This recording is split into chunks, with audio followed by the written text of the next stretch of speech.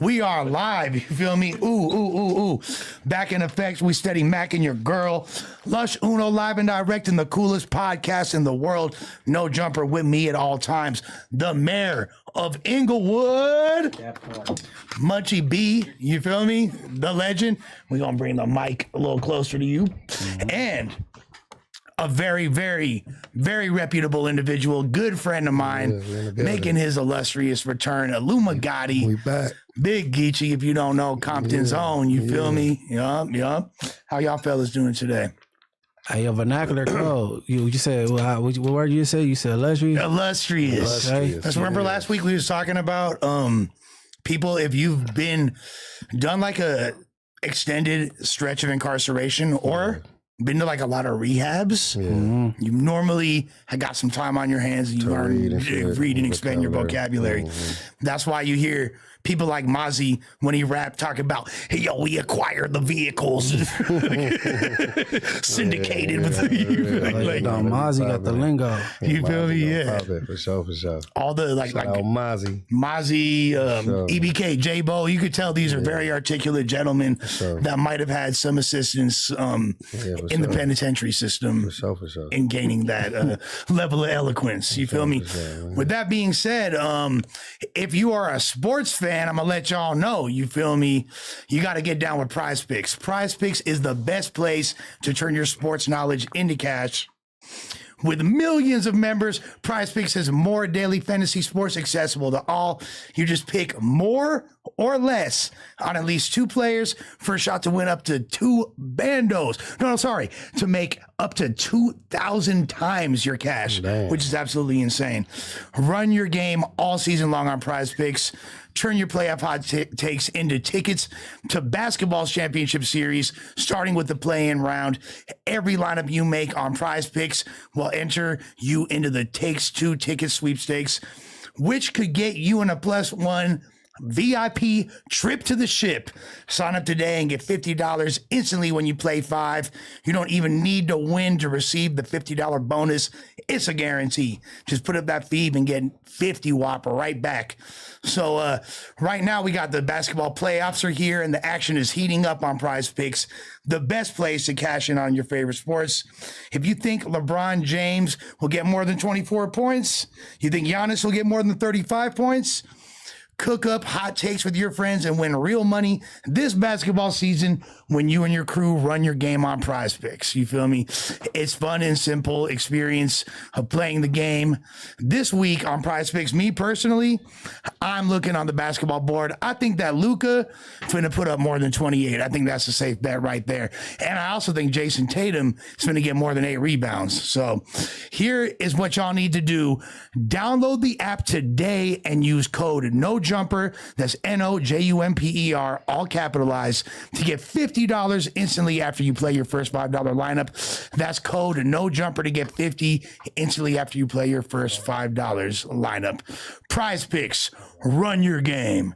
With that being said, you feel me? Hey, bro, open that door. Oh, yeah, we got to let the homie in right quick. Gotti just got back from Houston. Yeah, hell yeah, man. H-Town in my cup. Shout out H-Town, man.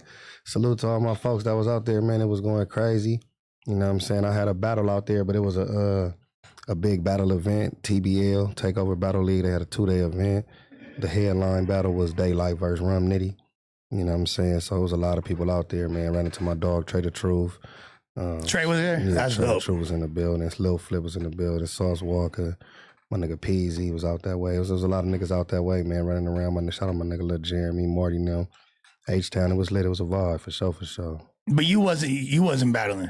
I battled 40 bars, man. Oh, you did battle 40 I battled 40 bars. Shout out 40 bars, man. I had to whoop her feet. But yeah, that's a battle that's going to drop real soon. They had like 20 battles all together on that card. No, the card's amazing. And you battled 40 and then Jazz battled Hollow and Real Deal battled Miss Hustle. Those are the intergender battles. That was going down. Yeah. And I mean, per my account, from what I've been seeing, is that Jazz went really crazy. Oh, man, Jazz went crazy. Shout out Hollow. He was on his shit, but yeah, Jazz went up a level. Like, she really showed her, you know what I mean? Showed her greatness, that battle. And same with Miss Hustle and Real Deals. Like, you know what I'm saying? That was a style clash. I don't think people expected that battle to be so good, but Yeah, no, it's kind of a weird matchup, but they both like fire. Though, yeah, they both fire. And I'm hearing people say that Hollow arguably took the first round, but he lost the other two. Yeah, but a lot of people also, I'm saying 30 ball Jazz. Yeah, it was one of those where you could debate it probably a round or so, but Jazz got the W for sure. You probably could debate a round though, because Hollow was nice all three too. Yeah. I saw about to ask, how often do these females be holding their ground, or they be winning? Nah, these females, man, because this ain't like a physical sport, so it's more so like, you know, it's about your cleverness, your wittiness, you know what I'm saying? It's about all of that. So sometimes the females get a little bit of an advantage, not to say it's like too much of an advantage, but you know, you got it's a male dominated sport. So sometimes the shock factor there when a girl saying some stuff, you like, dang, I didn't think she was gonna say that. Right. And you know what I mean? So you get a little bit of the shock factor, but for the most part, man, these women is some of the tightest, you know what I mean, women in rap, you know what I mean? They can really write, you know what I'm saying? They can perform. And then we talking about Jazz, the rapper, Miss Hustle, these is like the top.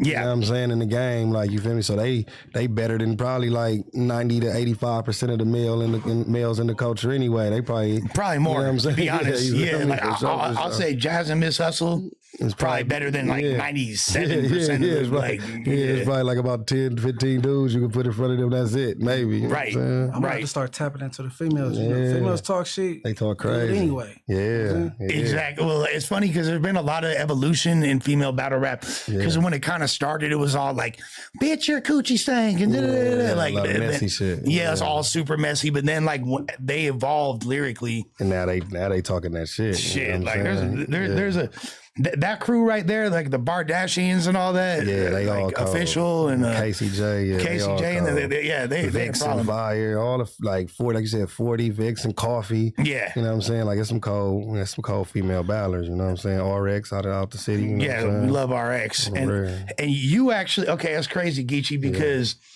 People are saying that, you know, I love 40 bars. That's a homegirl. Shouts her. Sure. We love 40, but I heard that it was kind of a brutal battle. Cause you know, I just be talking my shit. I done already whooped everybody. So now the battle rap shit be fun to me. I just go out there and just be saying, like, I start the battle off just like, bitch, why your wig fucked up? You know what I'm saying? I ain't thinking too hard, thinking too deep. You know what I'm saying? I'm in that motherfucker talking like that. Like, bitch, I'll let bitches like you get one chance to suck my dick. If I don't like it, I'm gonna block you. You know what I'm saying? If the head trash, I'm gonna sock you type. You know what I'm saying? Like, I'm giving some shit that the average motherfucker watching can catch. Cause you know, I done battled all the times where you could be super intricate and witty and all that, and it's like, yeah, that's cool, man, but I already did that. So now, like, I'm back in my bag where I just be disrespectful and just, you know what I'm saying? So yeah, it was probably, in that aspect of it was probably brutal because I was back in that bag, more disrespect, more jokes. Yeah. You know what I'm saying? Shit like that, you know what I mean? But 40 definitely, she still was good, but just kick it off. I'm about to go to jail for domestic violence. Yeah, you know what I'm saying? I'm finna beat the shit out of bitch, you know what I'm saying? Like, yeah, that's how I was talking to him, right? And it's funny because you were saying, Munchie, when you was like, damn, like, are the women able to compete? One thing I'll say, I have not seen, maybe it's just the way they match up, I've not seen a woman be able to compete with you like that. That I can think of. I'm gonna go crazy on them. I can't take no loss to them. Like, I let them go crazy, but I can't lose to them. Was it Casey? Who was it you were super mean to when you was like, whatever words come out her mouth sound like the last dick she sucked? Bro, like, you was, I was talking man. Crazy to all them motherfuckers, man. That was Casey I battled when I said that. That was brutal right there. I noticed, so my thing about 40 bars is this. I feel like in a small room, she does a lot better because she don't have crowd control. She don't have the crowd control like projection. A feminine voice woman, because a lot of the women like a Miss Hustle, she could kind of bark like you know what I mean. Official could kind of bark. Even Jazz kind of got a little bark to her. She from Brooklyn. But 40 bars, she kind of real like soft spoken. So like when it's a more intimate crowd, you could kind of like, you know. And this crowd was a little more intimate though. So that's why I say she did actually still. She had some shit. Like her second round was probably my favorite round from her for me. She said she had some cold bar. I can't think them off the top of my head, but she was saying some shit. I'm like, oh, that was nice. You know what I'm saying? She had a few moments in that battle where I was like, yeah, that was that 40 that we paid to see. You know what I'm saying? For sure. And just to like explain to Munchie like why this battle's even being talked about like that is because so basically there's been URL, which is the main league in battle rap, you know, smacking them, and they've been throwing events, pretty much had the entire battle rap game in a chokehold for over a decade at this point, right? And now they kind of slowed down with their events. A lot of the other big leagues like King of the Dot, RBE, not doing as much. And then this league kind of, I want to say, is it safe to say came out of nowhere? We can't say came out of nowhere because the people involved, Chilla Jones is a But they just never had. But they just never like. They probably had a battle league for a while, and they just wasn't really putting on these big time battles. Now they putting on like it's every battle event is splashes. Like oh shit, like you know what I'm saying. They must have spent. But I'm estimating as someone that's done events like this. There's no way they spent less than $250,000 on that card. I'm thinking closer to $500,000 damn near. Like spent some money for sure. They did for sure. When you think about the flights and the rooms and everything and the money that you pay in the battlers and the promo, it's definitely a lot. So how is it difficult to recoup? Very. Hell yeah. Very. Hell yeah. Very. Because people think that you could just get in it and be like, oh, okay, I'll pay these battlers, I'm gonna make the money back. You know what I'm saying? And really that's not necessarily the case in any business. It's gonna take like consistency of them, like, cause even it's been a lot of, about it, it'd be a lot of leagues that be like one and done. They'll pop up with the bag, pay some shit, and they be gone. They might have lost on that first one, but had they stuck around, maybe did it 3, 4, 5 times, now they'll start recouping. It's gonna, them first 2, 3 events, you probably ain't gonna recoup because you paying out, people is bootlegging your streams when you trying to do the pay-per-view. The fans, kind of like he said, was so used to only going to like URL, King of the Dot, RB events that when a new league pop out, it's kind of hard to just get in the building sales because it's like, this ain't smacking them. I watch it on YouTube when it drop. You know what I'm saying? So you got to usually take like 2 or 3, 4, 5 events to kind of get your name out there to where people could be like, okay, I know they gonna have good stream quality on their pay-per-view. I know their events is gonna start on time, run good. I know they gonna have the battlers not just showing up for a check, because that's another thing. When you see a new league pop up, you be thinking the battlers ain't finna really show up and rap. It's like they just coming to get some money. Right. And they gonna do their real bars when they get to smacking them. You know what I'm saying? Is there truth to that? I mean, it was a truth to that at a point in time, though. I ain't gonna lie. It was hell yeah. I don't think it's like that no more, though. I think now everybody's just like, man, wherever you know what I'm saying? Like wherever I'm booked that I'm finna try to put on. But it was a point in time, though, where it was like, man, shit, man, what they got, cool, that's straight. But I'm gonna just come over here and say whatever. Ain't nobody finna watch this shit. You know because there was literally a catchphrase that if it ain't smack, it don't count. Yeah, you feel me? So people is like, that's disrespectful. Very disrespectful. For real. Very disrespectful. For real. So but now we got new shit. Like I just 420 is going down, man. You know what I'm saying? In Compton, live in Compton. You know what I'm saying? For the people that want to pull up, that was at the last one when I battled Honcho out of Luce Park. It was at the Cali Plug spot, man. So Cali Plug, shout out to them.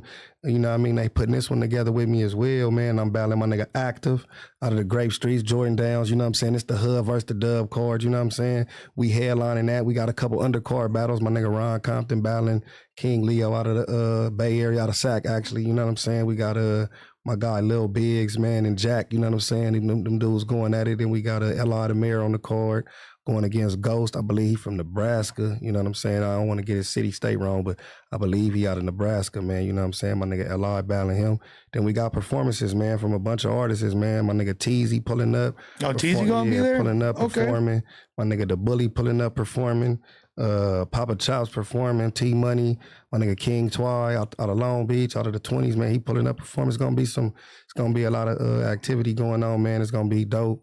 You know what I mean? Donations to get in type shit, you know, so it's a good vibe, you know what I'm saying? I'm just going to let you know right now, No Jumper will be in the building. We pulling up. Come on, man. It's going to be a movie. Get some coverage, you feel me? Let people know what time we need it. We need it, man. It's just another thing for the city to show that camaraderie of like, you can have these different street dudes and elements and all that and have non-violent events in your city and in your town where people is coming out and having a good time. And you know, Munch, you was at the last one when we did, you know, it was a gang of different hoods and shit. It was a lot going on, but everybody made it to their destination safely, you know what I'm saying? And that's what we trying to continue to show, because battle rap is like, everybody be like, man, I can't do that shit too, you know, so that's why it ain't grew out here, you know what I'm saying? Because everybody be worrying about what if he say this, and you know what I mean? It's like, man, that shit, words ain't nothing, man, you know what I'm saying? Get up here, say your shit, get to yours and get home, you know? So that's what I'm trying to do. You know, it's funny. I don't think people realize like what it entails and like the type of respect you have to have from the community to do that in order to throw an event. Is that the airport again? For sure. That's, you know, it's right there at the Compton airport. That's smack dab in the center of the community, bro. Like the respect is there amongst the homies in the community. You know what I'm saying? They always push behind me and whatever I got going on. You know what I'm saying? and making sure that we gonna get it done right. You know what I'm saying? All my homies always gonna be there supporting, making sure shit goes smooth, and all the people that come as guests gonna be straight. You know what I'm saying? Like we ain't never making it to where, man, we want everybody comfortable. Like I say, man, it's a hub versus the dub, so we gonna have plenty of the Watts homies in the building. You know what I'm saying? It's gonna be a movie.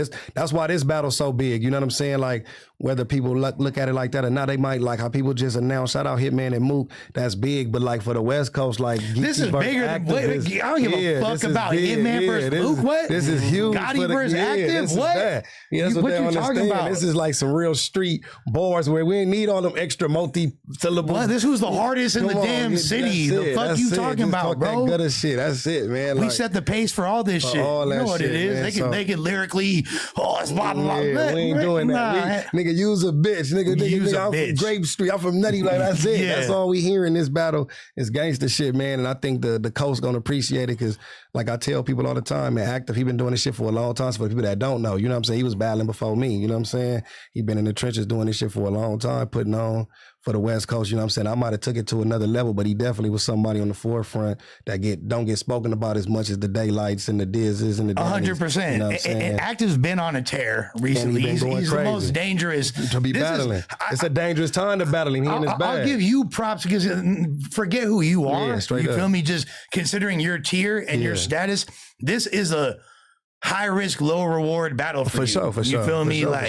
You're taking a battle against somebody who's really hungry, that could do some damage. And he's way not as cracking as you feel me? It's a dangerous battle. And you know the homie's been waiting for this look for a while. For sure. Yeah, man. Shout out my nigga Key. Key tried to set it up years ago, man. And you know, that's Act Brother. Like it was years ago. So I know he probably can't wait. Like, man, you know, we always talked about it like one day. And that's how we always wanted to do it, was on the West though. Like we never want to take this battle out of town or do no shit like on nobody league. We kind of want that shit to be some West shit. So y'all was talking about the Watts Towers at one point. Y'all was talking about the Jordan Downs. Doing half in the Jordan Downs, other half in the Granny, do some crazy shit.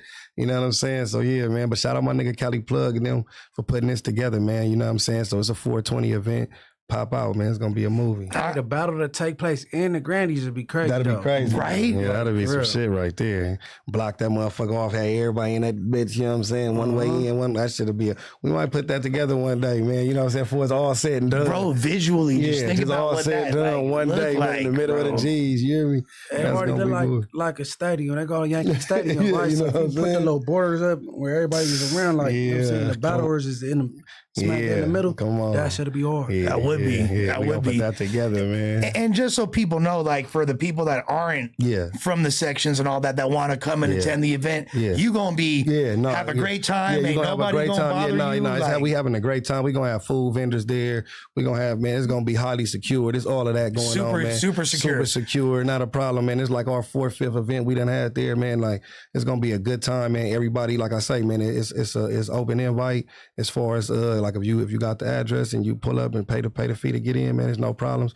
And it's gonna be a good time. We're gonna have it on time. We going through it because we got not just battles. It's only like 3 battles. We got a lot of performances. Really, I'm trying to make sure we get those performances out there because these are some of the dopest dudes in the city too that I feel like get slept on. Like my nigga Teasy, you know, they've been dropping million view videos and killing shit for a long time. I be seeing all these lists of these rappers that niggas be giving this love to, and I be like, damn, niggas ain't shouting out.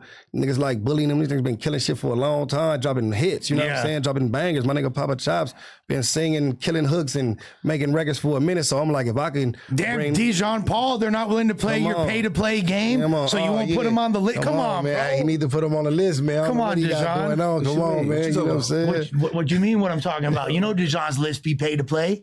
Oh, okay. You know he on some bunk skunk. Okay, so you pay to get graded. Pay to get graded. Dijon, I didn't know you was moving like that, man. Matter of fact, Munchie, let me tell you, but this is under your jurisdiction technically because he is an Inglewood guy. So man, listen, you are the mayor. This is under your jurisdiction, brother. He should be paying for them grades though. Well, that's what happened. I'm charging for the grades. Okay, so but you seen what happened with the essay fool that you wound up tipping at Rolling Loud? Yeah, that dude had paid him for a review and he gave him like a D-. So that's why he was mad. Oh shit, he wanted to go fight about that shit. Legit reason? That's legit the reason, 100%. He got punched out though. He got punched. Yeah, But he paid. He got rolled on top of. You paid for that, and he gave you his honest grade. Yeah, I mean, I don't be mad at the grade. I do not think Dijon's in the wrong in this scenario. Yeah, for real. I just like being mad about a grade and then getting beat up by it is bad. Yeah, like you double loss. Yeah, man. If you're gonna be mad, you at least supposed to go put him to sleep for that. Like, nigga, don't ever grade me wrong ever. You know what I'm saying? Then a gay dude rolled on top of you, beat you up and rolled on top of you like a bowling ball. Yeah, you gotta give it up, man. They ain't even trying to hear his raps no more. I don't know him personally or who he is. I know they ain't trying to hear him no more. For sure. So for sure, he paid for that grade. Oh yeah. He 1,000% paid for the grade. Damn, that's ugly. Pay to play, paid to grade. Yeah, that's bad. Yeah, slimy, right? Slimy situation. Then got tipped up. And then got tipped up. But yeah, just to clarify again, like when I was at the last event in the Compton airport, there's a random ass white boy. I ain't gonna put him on blast. He was from a random place, and he was kind of seemed a little intimidated. So I was like, "Don't worry, bro. Like it's all good. You can walk in with me. You feel me? Everything's straight." He walks in. By the end of the event, he's outside with 4 nutty black members debating who won Geechee Gotti or A-Ward. You feel me? Like that's the got type of fully vibe embraced. it is. Yeah, that's the type showed love. You feel me? That's the type of vibe it is, man. You know what I'm saying? Like, man, we not out there. People get this stuff misconstrued, man. We ain't out there bullying no busters and none of that, man. I know people, civilians or people that ain't, man, we in there having a good time, enjoying it, man. Like, niggas done been through too much, man. We got niggas in there fresh off life sentences coming back home, man. We got dudes in that motherfucker that done did plenty times, done been shot, done been up against it, man. So they out having a great time, man, hearing bars and hearing good songs like everybody else. You feel me? They not there to call it now. Like you say, we gonna hold it down if that's what it was, but that's not what we there for. You know what I'm saying? So as long as everybody come respectful, and they gonna leave that motherfucker the same way they came. You know what I'm saying? And have a better time. You know what I'm saying? For sure. And it just adds a layer of like authentic. It's exciting for people that aren't from, because most people they've heard about Compton. For sure. They don't really ever have like a legit reason to go like that. We ain't got no movie theaters. That's what I'm saying. You know what I'm saying? No shit to be like, I'm about to go to the water park. Yeah, for real. Hey, but for the tourists, you know what I'm saying, they ain't from here, like, that's a reason. Yeah. For sure. Crip Street and Laundry. You feel me? You can say you visit Crip Street. Yeah, you can say that. Yeah, for sure. You going, 100%. on the real. It's gonna be that. That's a fact. So that's dope. So how did y'all, because apparently Geechee and Munchie, y'all been cool for a while and shit. For sure. How'd y'all become friends? I got some family. Yeah, he got family from out the section on the real. Yeah, okay. Got family from out the section. His family, some of my real niggas, my boys. You know what I'm saying? Yeah, Free Hack 3. Shout out my nigga Hack Deuce. You know what I'm saying? Free that guy. Yeah, you know what I mean? Like, you feel me? So yeah, that's family. And then we locked in with bro, and then like shit, man. Like that's it. Like, you feel me? Like, we that way. Like, if he family to them, he family to us. You know what I'm saying? It's just like ain't no question. You know what I'm saying? It's like, nigga, that's their cousin, and that's our cousin. That's it. Baby Hack get home. He coming up here too. Yeah, man. For sure. Dropping heat. So there's multiple homies that rap and do his thing. Yeah, my nigga Hack 3 rap, man. He'll be home soon too. Munchie really you really all city, bro. It's crazy. You got this everywhere like air. This dude, he can't avoid this guy. But all right, so Munchie, we didn't talk about it last time, but there's something kind of crazy went on in the No Jumper office, and we had to talk with bro the next day, but it didn't wind up coming to light till afterwards. The attempted thievery. Oh yeah, that's kind of crazy, huh? Yeah, what y'all was gonna say? Who okay, so yeah, so we don't really. This is like No Jumper stay with some shit going on there. Yeah, so apparently there's like so many layers to this, and we haven't quite cracked the case, but there is in this studio, there's merch. Yeah, facts. It's not like it's merch for sale. It's like the shit that we have stacked up. Apparently, in the middle of my interview with Travis Ford, somebody had made his way into the back room, right?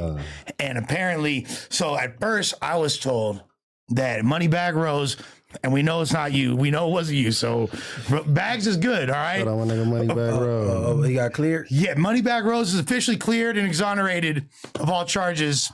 However, so what happened was Moneybag Rose was actually taking clothes that someone else stole and putting them back. Damn. He was returning the clothes, he went and he got blamed for stealing. So why you didn't make the person that took it return it?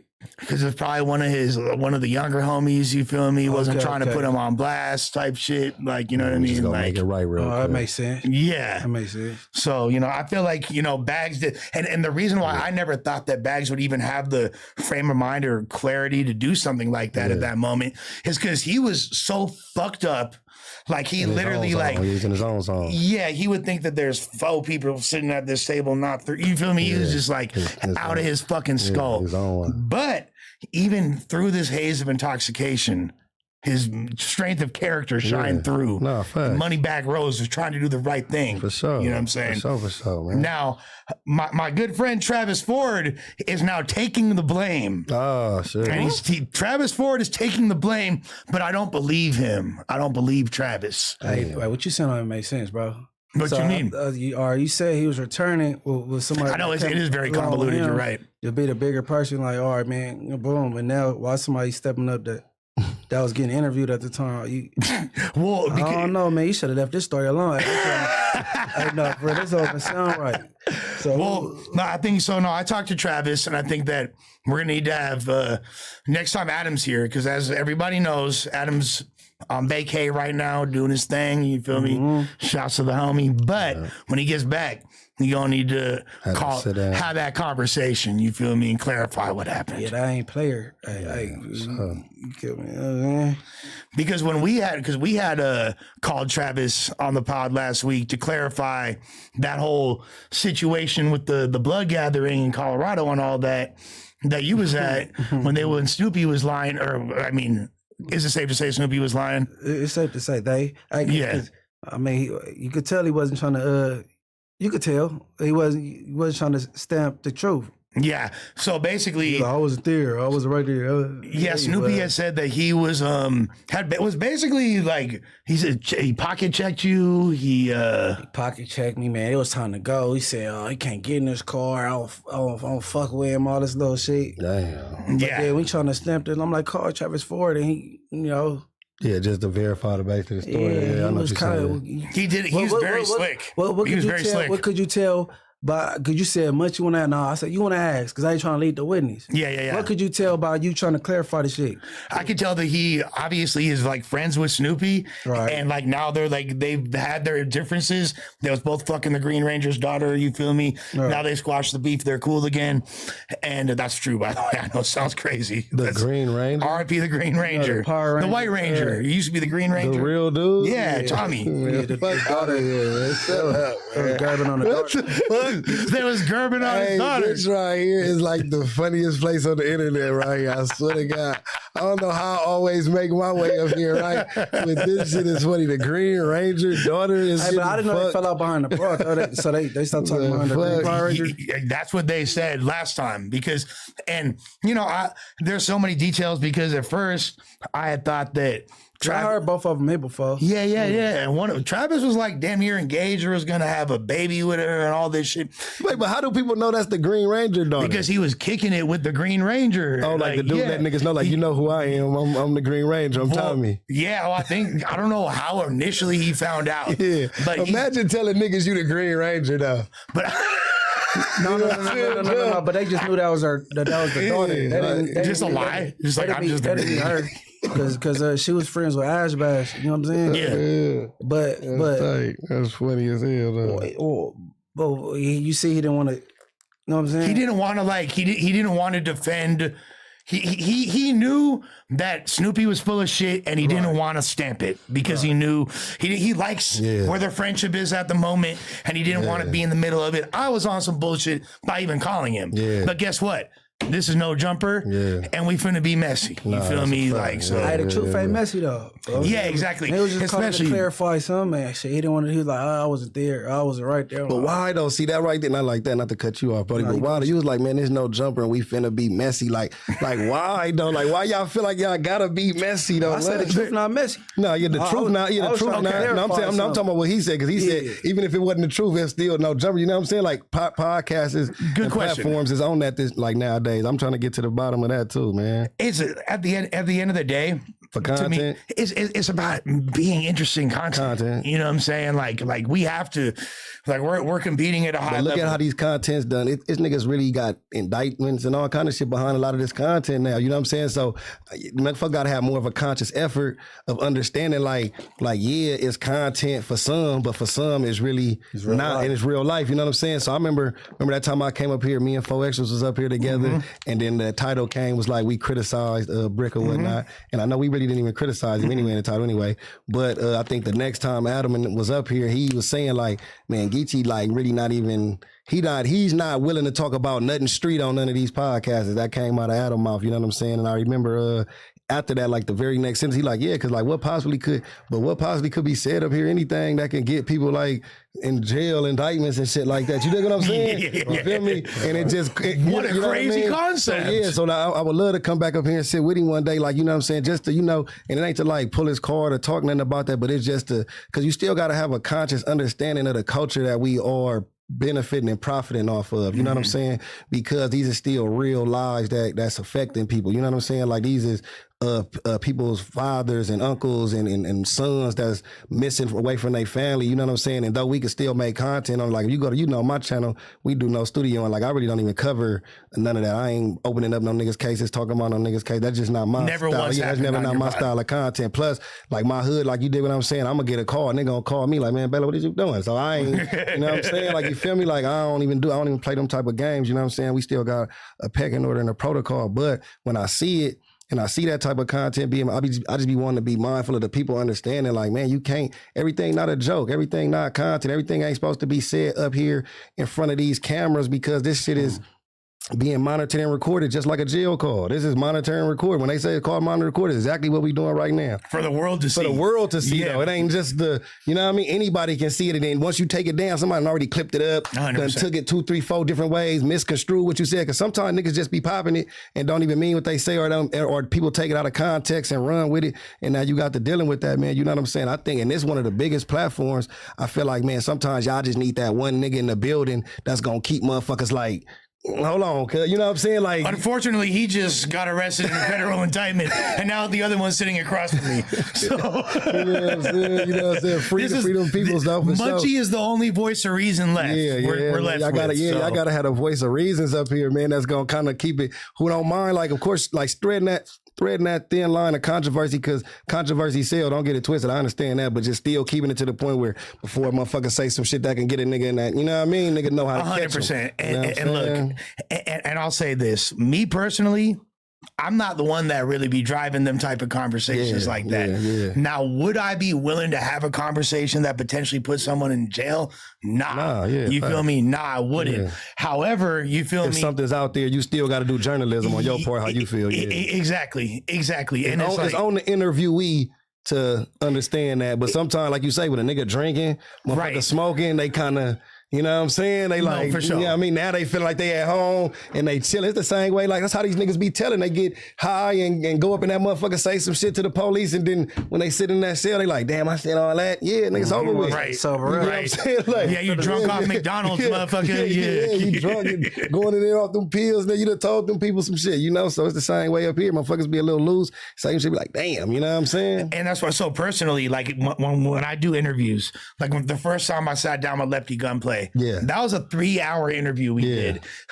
An hour and 20 minutes came out. Yeah, because you like, it might have been some things that you didn't, that's real. That's to the point where I'll send them the shit. I've done it with you before. Yeah, you done it with me before. I've done it with you before too. Like that's how I get down. Because I'm not trying to be, have my name associated with any of that shit. Now, the other thing is this.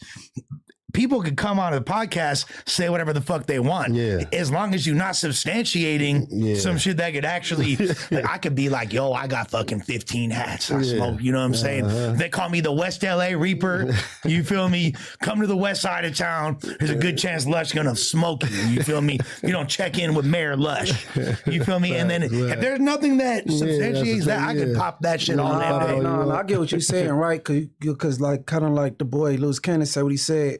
And they was able to corroborate something. Boom. With that, right? Boom. But no, you could say something that don't, because it just won't age well. It ain't got to be specifically true. That's true. They get to use it against you. You know what I'm saying? Yeah. Even if it ain't real. Well, yeah, like so like what we're seeing, like the reason, and I'm not saying this is the only reason, but when Brick and Luce got their bond denied, all right, I don't know as many details as far as like what, because you offered, like you put together with the feds like a bond package, like, okay, like I'm a good person, I have strong ties to the community, my family is dependent upon me, this is my property, it's worth this much money, blah da da da da, you feel me? Like put that all together. Now, if it wasn't for all the negativity that came out about Brick and all the, I don't know if he probably could have got that bond granted. You feel me? Now, I know Luce damn sure wasn't going to get the bond granted because he came out the gate just saying hella shit. So it's really easy. So I think what Munchie's point was, which is a good one, is that people are they can still use whatever you say as a character witness or an impact statement. And the dude is still on the phone. Like, so you're not taking this, the judge will feel like you dissing his hood or something. You're not taking this shit serious. And then like he got it's like you dissing his hood. he got a warrant in the state anyway. So like him pretending that he go get a bail, it's all for entertainment. You know what I'm saying? Like him coming home and all. He WWE. You know what I'm saying? But I think. Do you think Brick is really in the cell with him? Because he just said he kicked him out the cell. Okay, so per my understanding, I don't think they were ever in a cell together. I think they was in the same module, the same pod. You feel me? Like, so they were able to be as close together as we are right now. Come out to the phones and shit. They can jump on the phone. But I don't know. Now people are saying that they caught the fade and that fucking Luce put tips on him and kicked him out the damn cell. So we can see what this video say right here and react to it, right? It's already said it 5 minutes. Okay. That shit is crazy. So let's see what he's talking about right here. I don't know.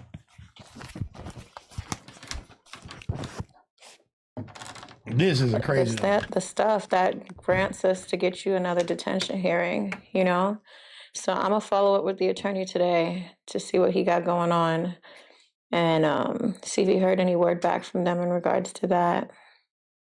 Yeah. Definitely. But how everything else going on out there? Everything is straight? Yeah, everything is good. I know you told me to, our schedule would drop in certain content. So I dropped the call that you had. Yeah, I dropped the call that you had, and I dropped part 1 and part 2. And people are questioning, what's going on with you and Brick right now because of the call, but obviously it was already scheduled. They don't know it. We have like a plan of scheduling certain things. So whether you guys are on or off, that was already planned, so. Well, breaking news here on my cell. What? So we let everybody else figure that out. What do you mean he's out of your cell, baby? All over the internet, we heard in the statement. Okay, so are y'all cool or you're not cool? No, we good now because he clarified it. He said that he was talking about that he's in a custody battle, and then everybody has paperwork talking. He was in custody. Going through a child's custody battle. So when he was like, "I'm tired of the police telling me what to do," doing something or whatever, it was because of the police. I guess the police was telling him certain things going through a child custody. Oh, wow. So people was taking that as if he was telling, but really and truly, he was just speaking from emotions of dealing with them for his custody battle with the children. Yeah, so verified that, got the paperwork and everything, so everything is good. So you kicked him out the celly because you thought he was a rat, baby? Man. Oh my gosh. This is being recorded. Clarified everything like that. So is he coming back or what's happening with that now? Yeah, no, we good. We good now. Okay, so probably in an hour or two. So they're gonna put him back up in there? Yeah, no, he's here now. he just moved a couple of cells over until we worked out everything. But yeah, he clarified it. Oh, gosh, y'all be just like 1 minute y'all cool, the next minute y'all not. 1 minute y'all cool. Y'all need to make up your minds. You want me to get him over here so he can clarify it to the world? Baby, if you want to, but it don't matter. But go ahead. You got a minute and a half left on this call. So go ahead. Let me talk to him. No. Hold on. Let me see where he at. This bitch a bird, bro. Jesus Christ, bro.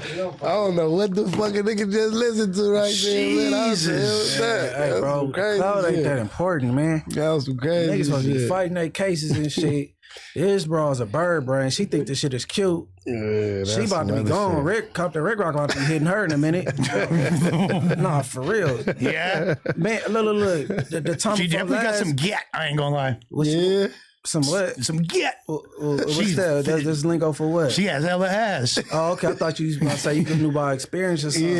Yeah. I thought you thought she got that gawk, like she get in Oh, there shit, right either. as bro. Yeah, She's a beautiful woman. She's a beautiful woman. okay. Hey, bro, I like Rick Baby, bro. I wish he'd stop playing into this clown little phone games and shit. Yeah, Like I please. said- Thank God Brick didn't get on the phone No, there. because he go dilute. Fuck. He go dilute his cripping. Yeah. Like, you feel me? We already know he not from over there. You really from where you from, and you playing games with this dude. Like The one thing about the whole situation, like I say, man, free all them dudes, man, going All through of that them. situation. You know what I'm saying, man? You know what I mean? They ain't diving into their case and nothing. But as far as jumping on that phone and constantly giving a day-to-day play-by-play of what's going on, like, I ain't like, you know what I'm saying? Like, to me, I feel like somebody in their team or somebody in their circle, somebody should tell them, like, look, man, this ain't, you ain't got, you know what I mean? Like, this ain't, like, the people don't need to know, like, a day-to-day update with every little thing that y'all got going on. Like, okay, because for one, some of that shit is even like you say, man, that y'all from the same area. You know what I'm saying? So a lot of that is y'all hood business too. Yeah. You know what I'm saying? Like, imagine a motherfucker telling a nigga, yeah, I kicked the nigga out the cell because I thought he was a snitch, but now I'm gonna let him come back because he fixed it. Like, So nigga, insane. I'm beating you up for even thinking I was anything, and then I'm kicking you out the cell, nigga, because you already was like, you know what I mean? So now you just got me sounding like you just doing me all kind of ways, and here's like just too much. Even if that is the case, that's going down. And if he good now, like he ain't good because you done said all this about a nigga. So I think they got to learn just to not be on that phone and talking about all this other stuff. Like, you know what I'm saying? I'll be on that motherfucker, man. Me and my bitch will be on that motherfucker, man, having phone sex, man, selling that. Right? Nigga, you hear me? Like, if that's the case, if y'all want to sell some shit that's gonna make some money, man, tell her to pop that pussy open, man, and tell her nigga how it sound and all that on there. For real. Because anything else, Let me man, smell it yeah. through the phone, baby Yeah, girl. all of that, man. You know, if I'm not finna waste 10 minutes talking about me and the homies and sit with my bitch on the phone. You dig what I'm saying? Yeah, Like, we so-and-so caught the fade and she got rolled up off the yard. Hell no, What man. the Make fuck sure is the wrong money with on you? there. Make sure the lawyer handling this business. We got court on this day. You know what I'm saying? Make sure all this, like, you got 10 minutes, man. We trying to make shit happen within this time frame, you know? So it just, you know, everybody do their time a little differently, I guess, you know? Well, it just also don't make sense because doesn't Luce Cannon supposedly own like 40 properties and multiple subways? And come on, man. there's a lot. See, if you believe in that, you believe in Santa Claus. You know what I'm saying? Supposedly that was brick cell to begin with.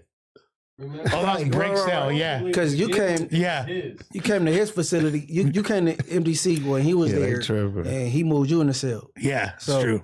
Hey, but see, Sharice Mills, since you got a OnlyFans already, why you just don't have Luce Cannon on speakerphone and you bust it open and be having phone sex and go up on your OnlyFans? Not a bad way to capitalize. Yeah, I'll be that motherfucker making all kind of debate. And that way you ain't incriminating shit. Like, you feel me? Yeah.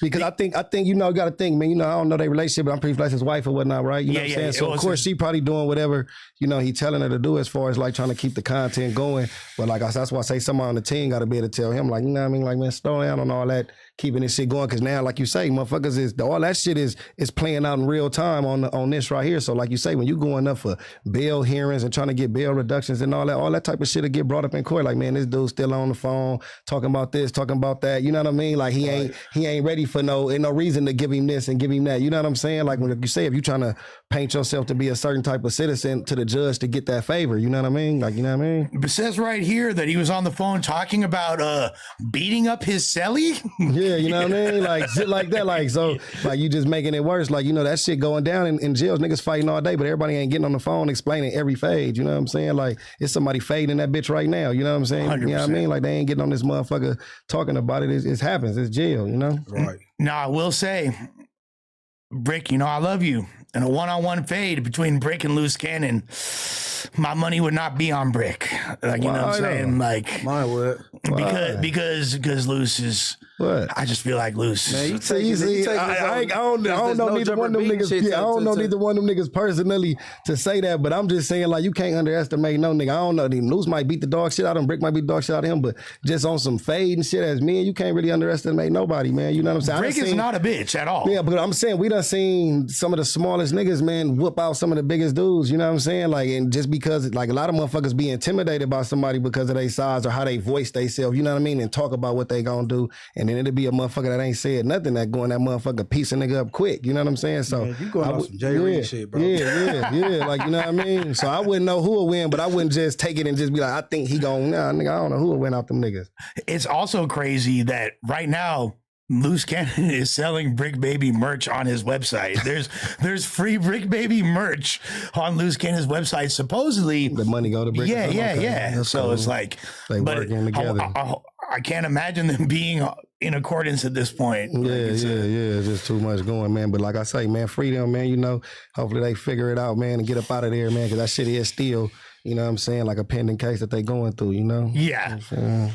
And I'm clearly a horrible friend because I told the truth about who I think would win the fight. Oh, yeah, Brick finna trip on you when you hear that, nigga. You think I'm going to lose? I want you to win the fight, but I don't know. If I was a betting man, might be a tough one right there. Might be a tough one. You going off for J. Reed and them not fighting back. That is true. No, that's what you going off. Well, it's not the only. I mean, Luce seems like a pretty tough dude. Like, he seems like he knows how to. I can't say I really like see. I mean, I've seen a little bit of footage, and that footage was pretty one-sided.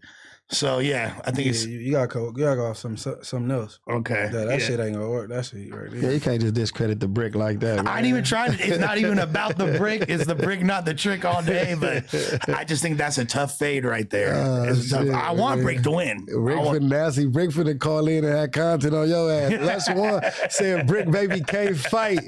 You know what I'm saying? And Luce Cannon gonna knock him out next time you see him in the pod. He gonna be like, "Fuck Lush." No, like I think that is important that we keep Brick's name lit. No, you feel me? We keep him in the convo. Keep streaming his shit. Turn bro up. But keep his name in a good light though. You know what I'm saying? Because at the end of the day, he was somebody that was driving this platform right here. So like, I wouldn't even be putting out content that's negatively speaking up on him about, you know what I'm saying? Like, motherfuckers saying they doing this and doing that to him. They won't even get no light, none of that play. They ain't getting no air. Like, I'm on some no air for busters type shit. Like, and not calling Luce a buster. I'm talking about that's the movement I'm on. Like, so I'm not giving niggas no air to down talk nobody that work for my platform or that rock with me. Like, motherfuckers supposed to be like, look, man, anything y'all should be talking about up here is stream Brick Baby music, buy his merch, free him, get people ways to, if he calling in for 10 minutes, let him know, like, look, come on here, let's do 10 minutes. You know what I mean? And you chopping it up, letting us know, man, you telling him about some of the topics and getting him to still talk about that from the phone and keep his name alive and shit like that, man, because he did a lot for this brand up here, like you say, man, you know what I mean? Like, he kept this shit rocking for a minute. Well, Brick is the Kobe Bryant of No Jumper. I genuinely believe that. You got to give him the credit for that, man. He didn't stray away from no topics. Motherfucker put him in all kind of positions. He talked about it, you know what I'm saying? Even shit that niggas will be like, nah, I don't think a nigga should have talked about, you know what I'm saying? But he you know what I mean, for this platform, he put it on the line, man, you know what I'm saying? So yeah, man, they got to make sure his name in a good light, you know what I mean? You know what I mean? Especially because like the things that he really didn't want to talk about and like was vocal about not talking about, and when it would get brought up, he would have to talk about it. Yeah, like that wound up being shit that got him in trouble. You feel me? Like, he's like, why the fuck are people talking about active investigations and all that shit? Yeah, you can't talk about, and like you say, he was just doing podcasting in his mind. Like, you know what I'm saying? Like, nigga, I'm gonna do some good podcasting because this is what I'm getting paid to do. This is what I'm, you know what I mean? This is why I'm getting the money I'm getting up here. But so yeah, man, let's make sure, you know. He better than me. Okay, so this is an interesting topic that was brought up earlier, and it kind of stems straight off of this right now. So Brick, in one of his most recent calls, he said he was basically alluding to the fact that right now what we're seeing in LA is like kind of an attempted genocide is the word that he used. You feel me? That's the phrase that he used. He's saying that that the LAPD and the DA and all that is on some really racist shit. And then really the big agenda that people are saying is they trying to clean up LA, quote unquote, and clear the streets out because we got the Olympics about to be here. We got the 2026 World Cup. So they had this crazy ass fire that burnt down a lot of the, you feel me? Because if you look at Los Angeles, there's no part of Los Angeles, which is, one of the two most important cities in the country. Yeah. There's no part of LA that look like Miami Beach. Yeah, facts. We tropical. We got the motherfucking ocean and palm trees and all that, but there ain't no strip that look like that. No, we ain't got that. But guess what? All that shit just burnt the fuck down in Malibu. So now we finna the Palisades. Like Boom. Okay. They gonna make some new shit over there. Okay. Blah, blah, blah, blah. All these areas are now kind of, what do y'all think about that? Do you think that that's some bullshit, or do you think that there is seriously an agenda going on? I mean, it's always an agenda, man. You know what I'm saying? You just got to know what side of the agenda you on with it. You know what I'm saying? And know how to navigate through it. This whole shit, it ain't, and then, you know what I mean? This shit not set up for us to win anyway as black people. You know what I'm saying? We already going against the system and, the systematic injustices and all that. That's against us as we, navigating through this shit. So we already on the losing end. So once you see it and you can see it, you just got to know how to play the game and continue to stay focused. You know what I'm saying? Don't get sidetracked. Don't crash out for these people. What do you think, Munchie? I ain't really a conspiracy theorist. You know what I'm saying? But I don't. Them fires, except for the copycat, those that kept it going. I don't know how to. You know what I'm saying? But see, like at Inglewood got. Hey, it's fast growing. You got to do it, though. The form and shit. The so far all on one street, like yeah. You know what I'm saying? Like, I mean, shit. I don't know. As far as them fires, I don't know what to think about that. Cause they just did get that like that. They got out. They burned down. That's the first time in history somebody whole hood burned down. That's what I'm saying, bro. Altadena block. Yeah. Altadena block. Yep. Out there. Yep. Like that shit's crazy. Yeah. It's some of Pasadena, not only the Palisades area, so shit, I can't call it. Yeah, it's people that really lost their families, houses, long-time houses and shit. So yeah, that it's something to look into as far as like, trying to figure out why it happened or how it happened. But yeah, like you say, I ain't really into the conspiracies, but I do know like for sure, it's always something, man. It's all, you know what I mean? It's always some extra layer to something, you feel me? Just you gotta know what, you gotta know how to look into it. Well, okay, think about this. So Pasadena, right? Yeah. That's the Rose Bowls in Pasadena. They for sure gonna be using that for all kinds of Olympic things. Pasadena is like a major suburb of Los Angeles. For sure. That's a very important city. Yeah. They do all kinds of filming and shit over there. Yeah. It's kind of crazy. Altadena right next to that motherfucker. You feel me? Boom. Now all that real estate is gone. To me, like the fires as like, cause my parents' house didn't burn down, but damn near like everything the whole, cause my parents live right near the Palisades in Santa Monica Canyon. So they're like the whole neighborhood up to a quarter mile away, like 1,200 feet away was burning. But like their little area, by the grace of God, was great. Salute to your folks for that. Shouts to them. But it was like, I just remember thinking like, damn, the hydrants over here ain't got water. Yeah. This supposed to be like the rich part of town and shit. Like, they have the hydrants that was... Bruh, the hydrants ain't even have water. People was wilding. There's footage of like white ladies my mom's age running up to firemen like, what the fuck is going on? My name's Karen. Like tripping, you feel me? Like, oh man. So what was the question? Are you saying Brick saying he went to jail because the streets on fire? So they saying they had like they wanted to clean the streets up. Oh, so you saying like basically like the police just snatching motherfuckers up, shit like that, or it could be tied to trying to make sure the Olympics is got, you know what I mean? It could be smoke and mirrors like that type of shit. I know what you're saying. I could see where he coming with that. You know what I mean? It'd be shit like that. Election time. I can see something like that because it's a big, it's a publicized case. So now for people outside, exactly, they can be like, okay, it might be safe to come to do the Olympics there. Look, they clean it. It's gonna make it look like they. Yeah, I can see that. Quote unquote, they gotta get check in.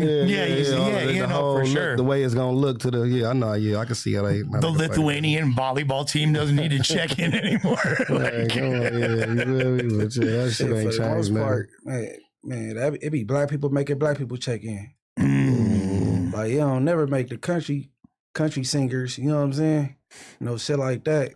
Also, I feel like But see, checking in to me, I think that shit is always just misconstrued with like the title, like, you know what I'm saying? Tapping like, in. Yeah, really tapping in. It's like yeah. wherever you go, if you know some folks there and you fuck with them, you supposed to tap in with them. You know what I'm saying? When I said, I just was in Houston, I'm gonna tap in with my niggas that's from Houston that I fucks with, that's tied in and gonna have some shit going that's gonna let me know, like, yeah, where that, I'm finna go to this club that's right here at this. Oh man, nah, don't go right there.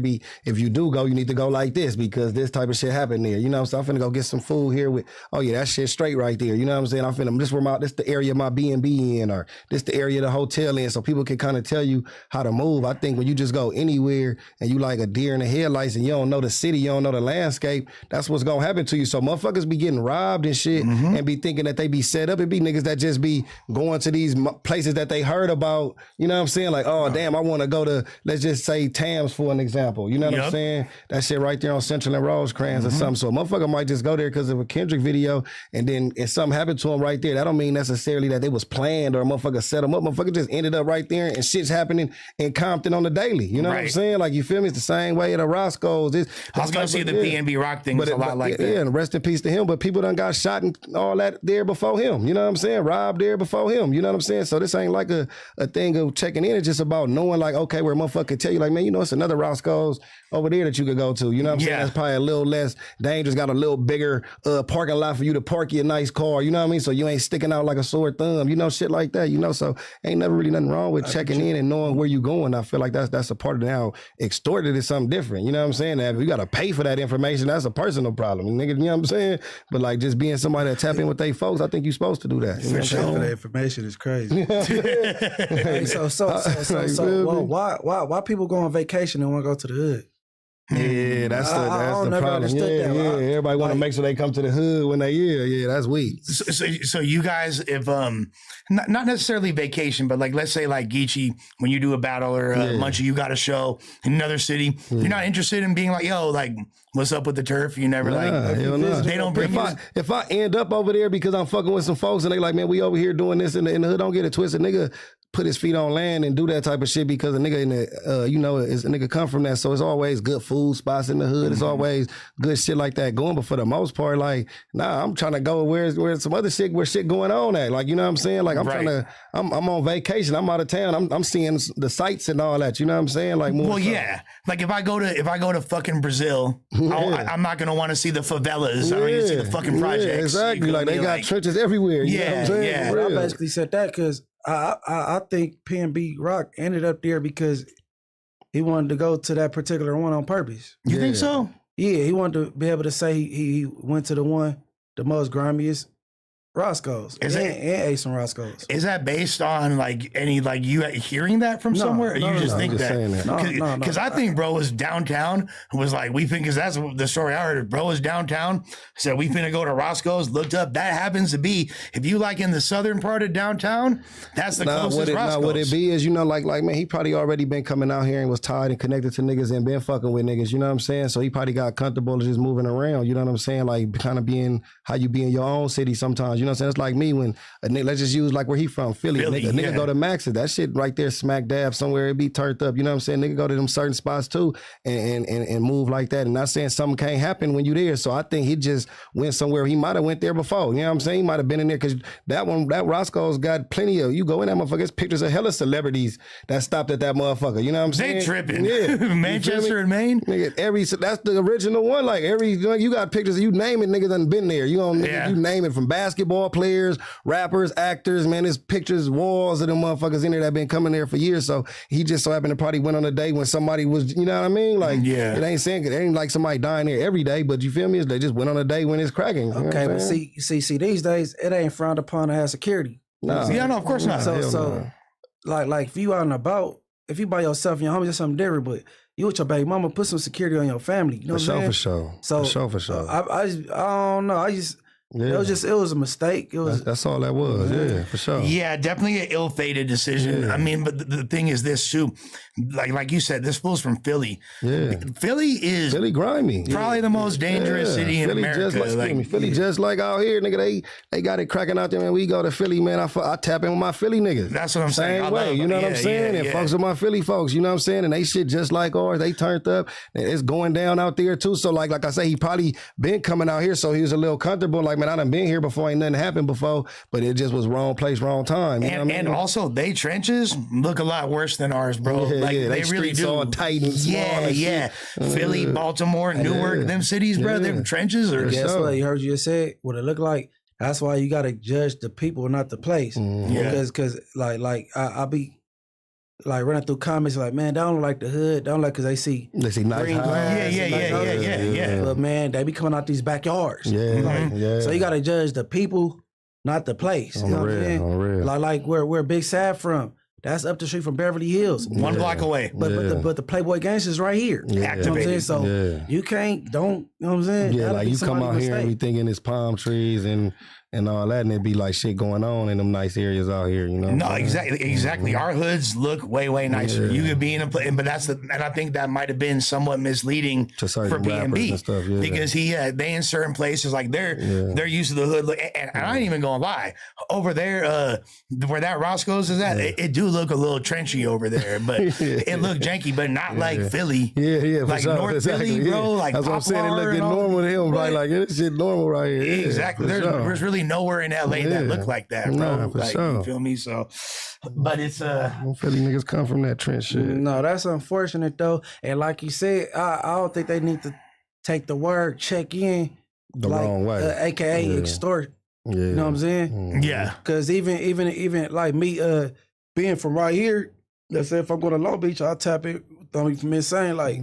I'm in the city. Here. Yeah, I'm over here. So nobody don't push up on me, or I'm on the north side of Long Beach, and they think I got an Indian on my neck. I'm from Insane, right? So I'll be from the north side of Long Beach. Like, hey, bro, get your homies, bro, because the homies wear this shit too, right?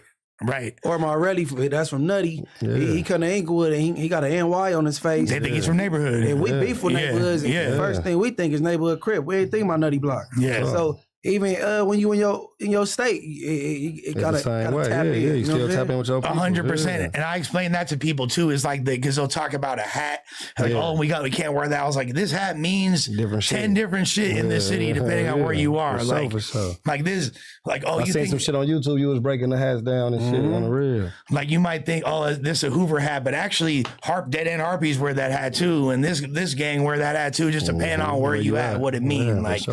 But a lot of people, they gonna miss those nuances and shit. And as far as checking in, if you travel a little bit, you'll understand why it's like you're gonna actually have more fun if you let the people that know that you are just like when my homies come in town, let me know and I'll make sure you get whatever weed, whatever you feel me, like bitches, like. Hey, but the same way I did the hats, I'm gonna do it with the colors and all the other shits too, cause I didn't know the neighborhood Compton Crips wear orange.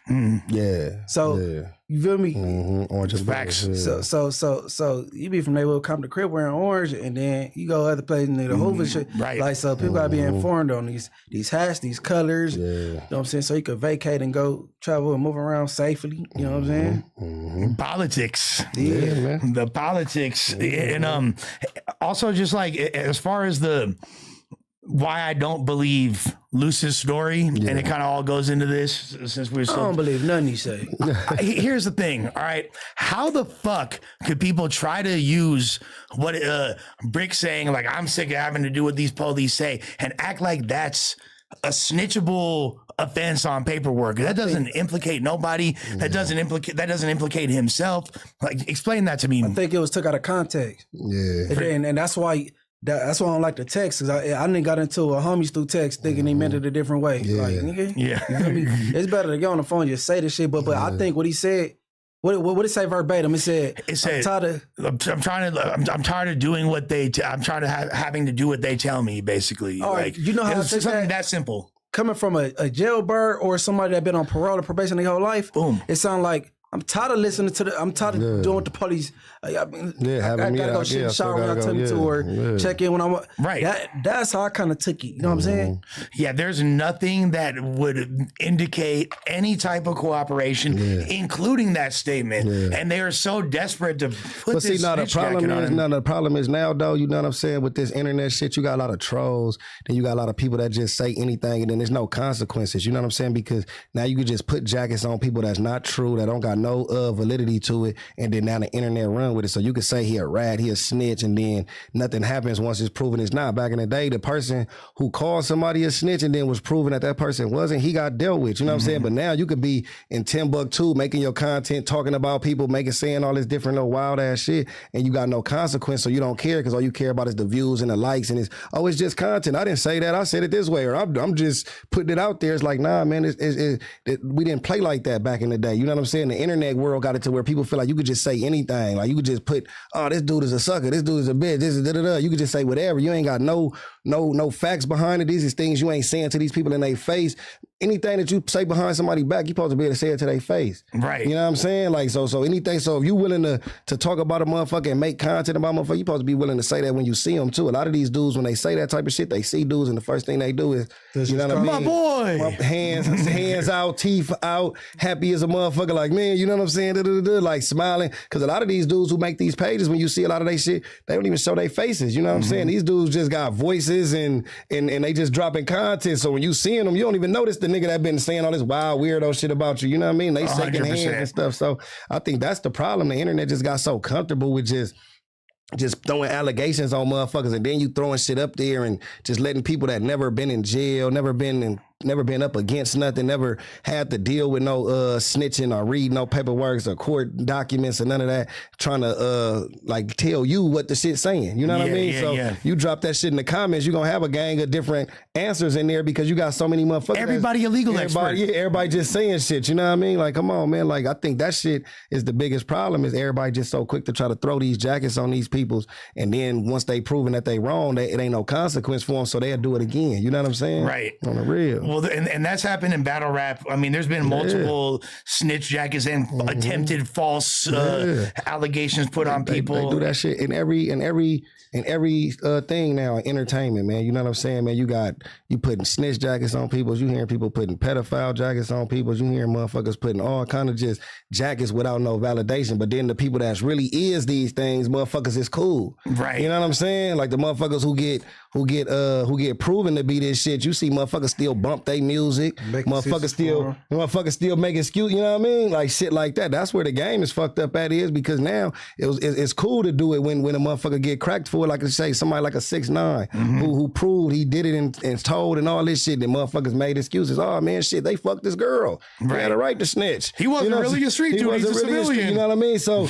you do shit like that, then it's cool. You know what I mean? So motherfuckers just be like, the game is all twist. That's why this internet shit is like, it's like almost a curse to be a real nigga on this shit, because you look like an outcast when you saying real nigga shit. When you saying things that, you know what I mean? When you sticking to the code and you sticking to principles and morals, you gonna fall on deaf ears a lot of times, because if it's 1 million people watching, only like nigga 50,000 of them is the people that's thinking like you. You know what I'm saying? Right. The other 950,000 is thinking like the puppets and shit. They able to, it's propaganda and all that. They like, people don't even understand how this will play tricks on you. You know what I'm saying? Like when you got a voice and you got a platform, you can spin a narrative any way you want, especially for somebody with less of a voice. So if a motherfucker got a platform and got a fan base and they can say anything they want, you kind of playing puppeteer with these people. You know what I'm saying? Like we could get up here and start a narrative on somebody right now. We don't like them. Literally. You know what I mean? Literally just pick a nigga name and just say something about him, and then boom, it's over. It's all over the internet. You know what I'm saying? Disaster got deported. You boom, feel me? it's done. Like that fast. Diz is deported. He's deported. You know what I'm saying? And he over there getting slapped in the back of the head with alcohol and getting bit by monkeys. Oh, what's going on right now? Yeah, it's happened. I'm telling you, I seen it. I just talked to him. Like, you know how scary that is to think that somebody get a pass or snitch on you because you fucked this bitch.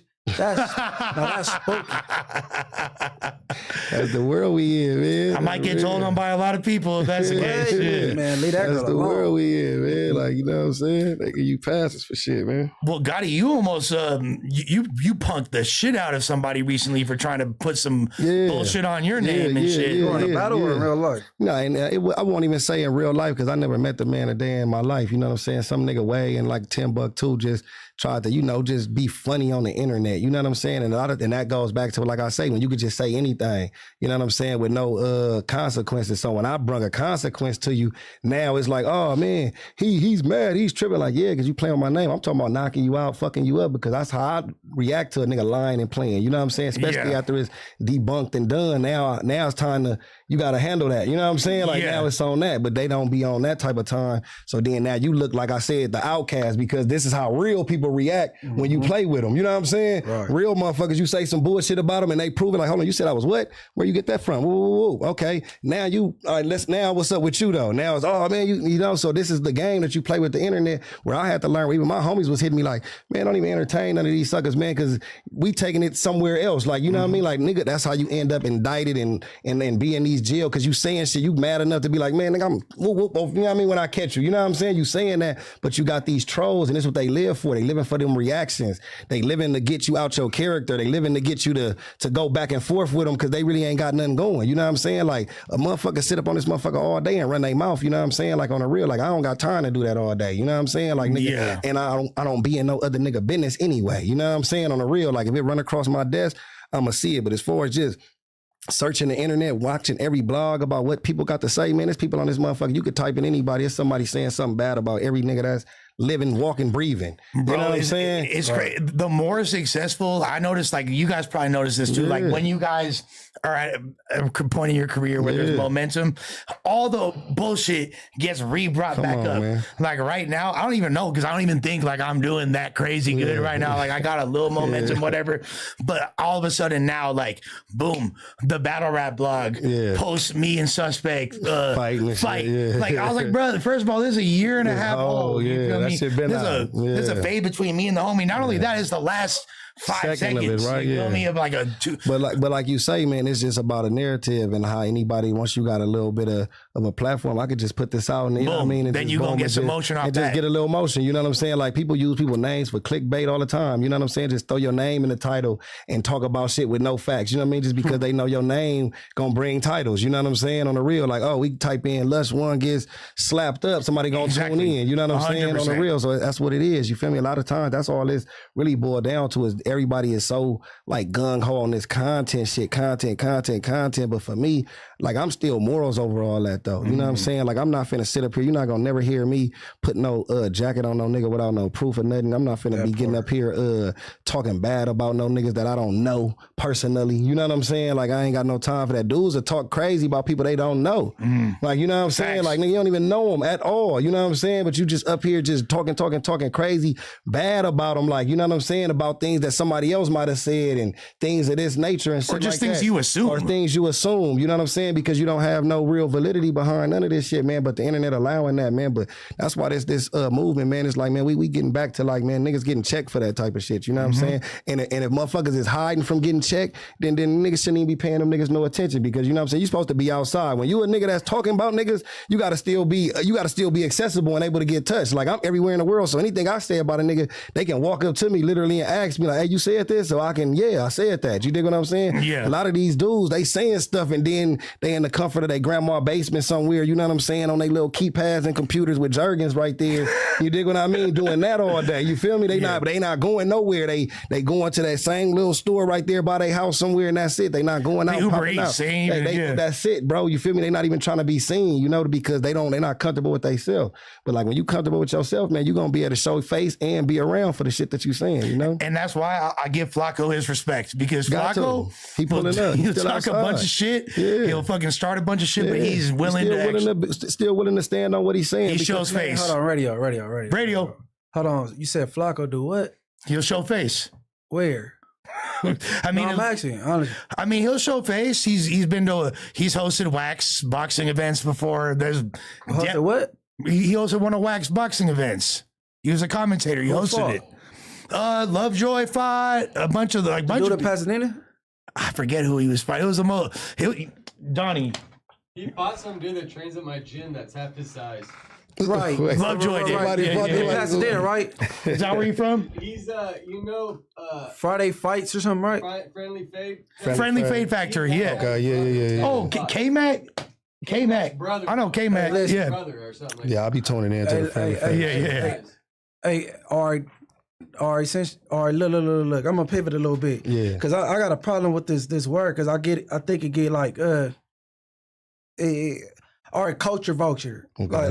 Like what's a definition of a culture vulture? Because I already don't like that term no more.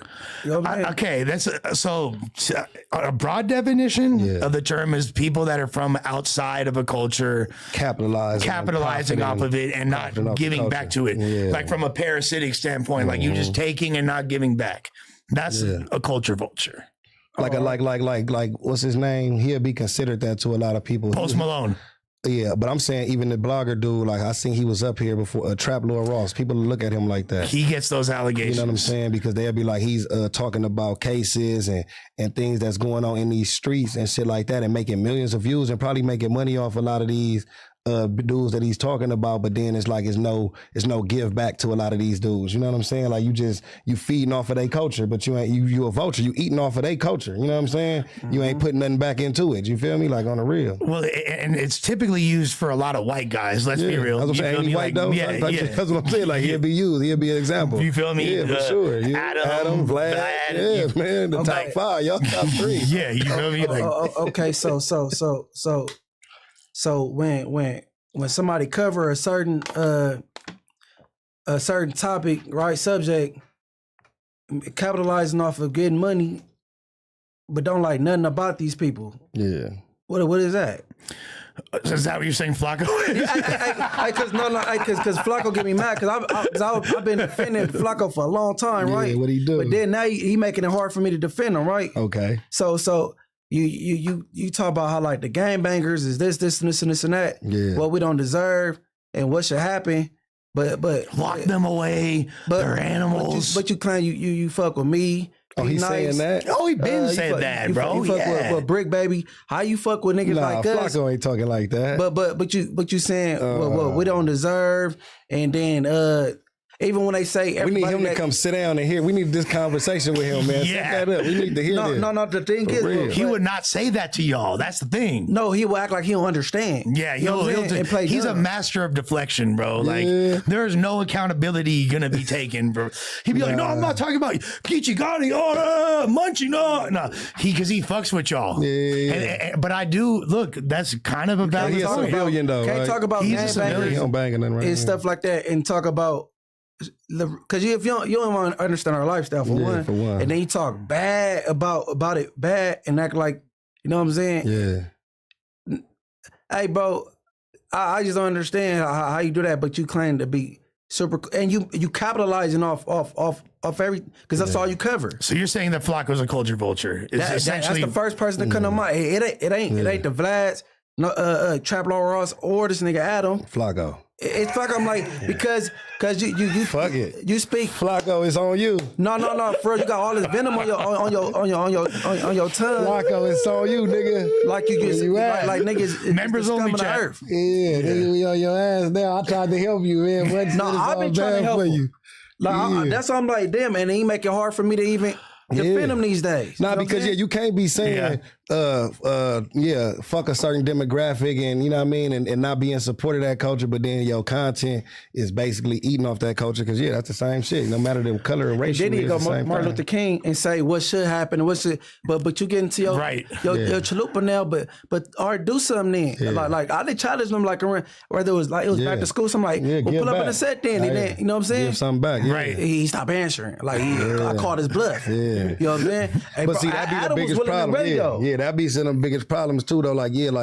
Like not giving back is one of the biggest problems. You know what I'm saying? You got to give back into these communities. You know what I'm saying? That we making these profits off of, and that's out here supporting us. You know what I'm saying? And keeping you relevant out here and keeping money flowing and things like that. Man, you got to give back to these communities, man. Whether it's like he said, some back to school stuff for these kids, which is really important because that's the future of this. You know what I'm saying? Right. Or whether it's some just anything, some random, giving back some food because there's a lot of people that's just in poverty still. Like everybody ain't eating. This motherfuckers who still when when Thanksgiving come around, they glad when niggas giving them turkeys out. When Christmas going around, they glad when them bikes and toys, that's something extra for their kids or grandkids that they probably couldn't afford that year. You know what I'm saying? So giving that back is also, it's not to do it like you doing it for clout. You actually want to do that because you care about this culture. You know what I'm saying? You care about your folks, you know? So like, yeah, I think that should be a challenge for all types of people supposed to be trying to do that. You know what I mean? Especially the motherfuckers that's covering the streets. Like, man, go to them same streets that you saying that the gangbangers ain't doing nothing for, because what you don't see is a lot of the street niggas that's doing. I know for sure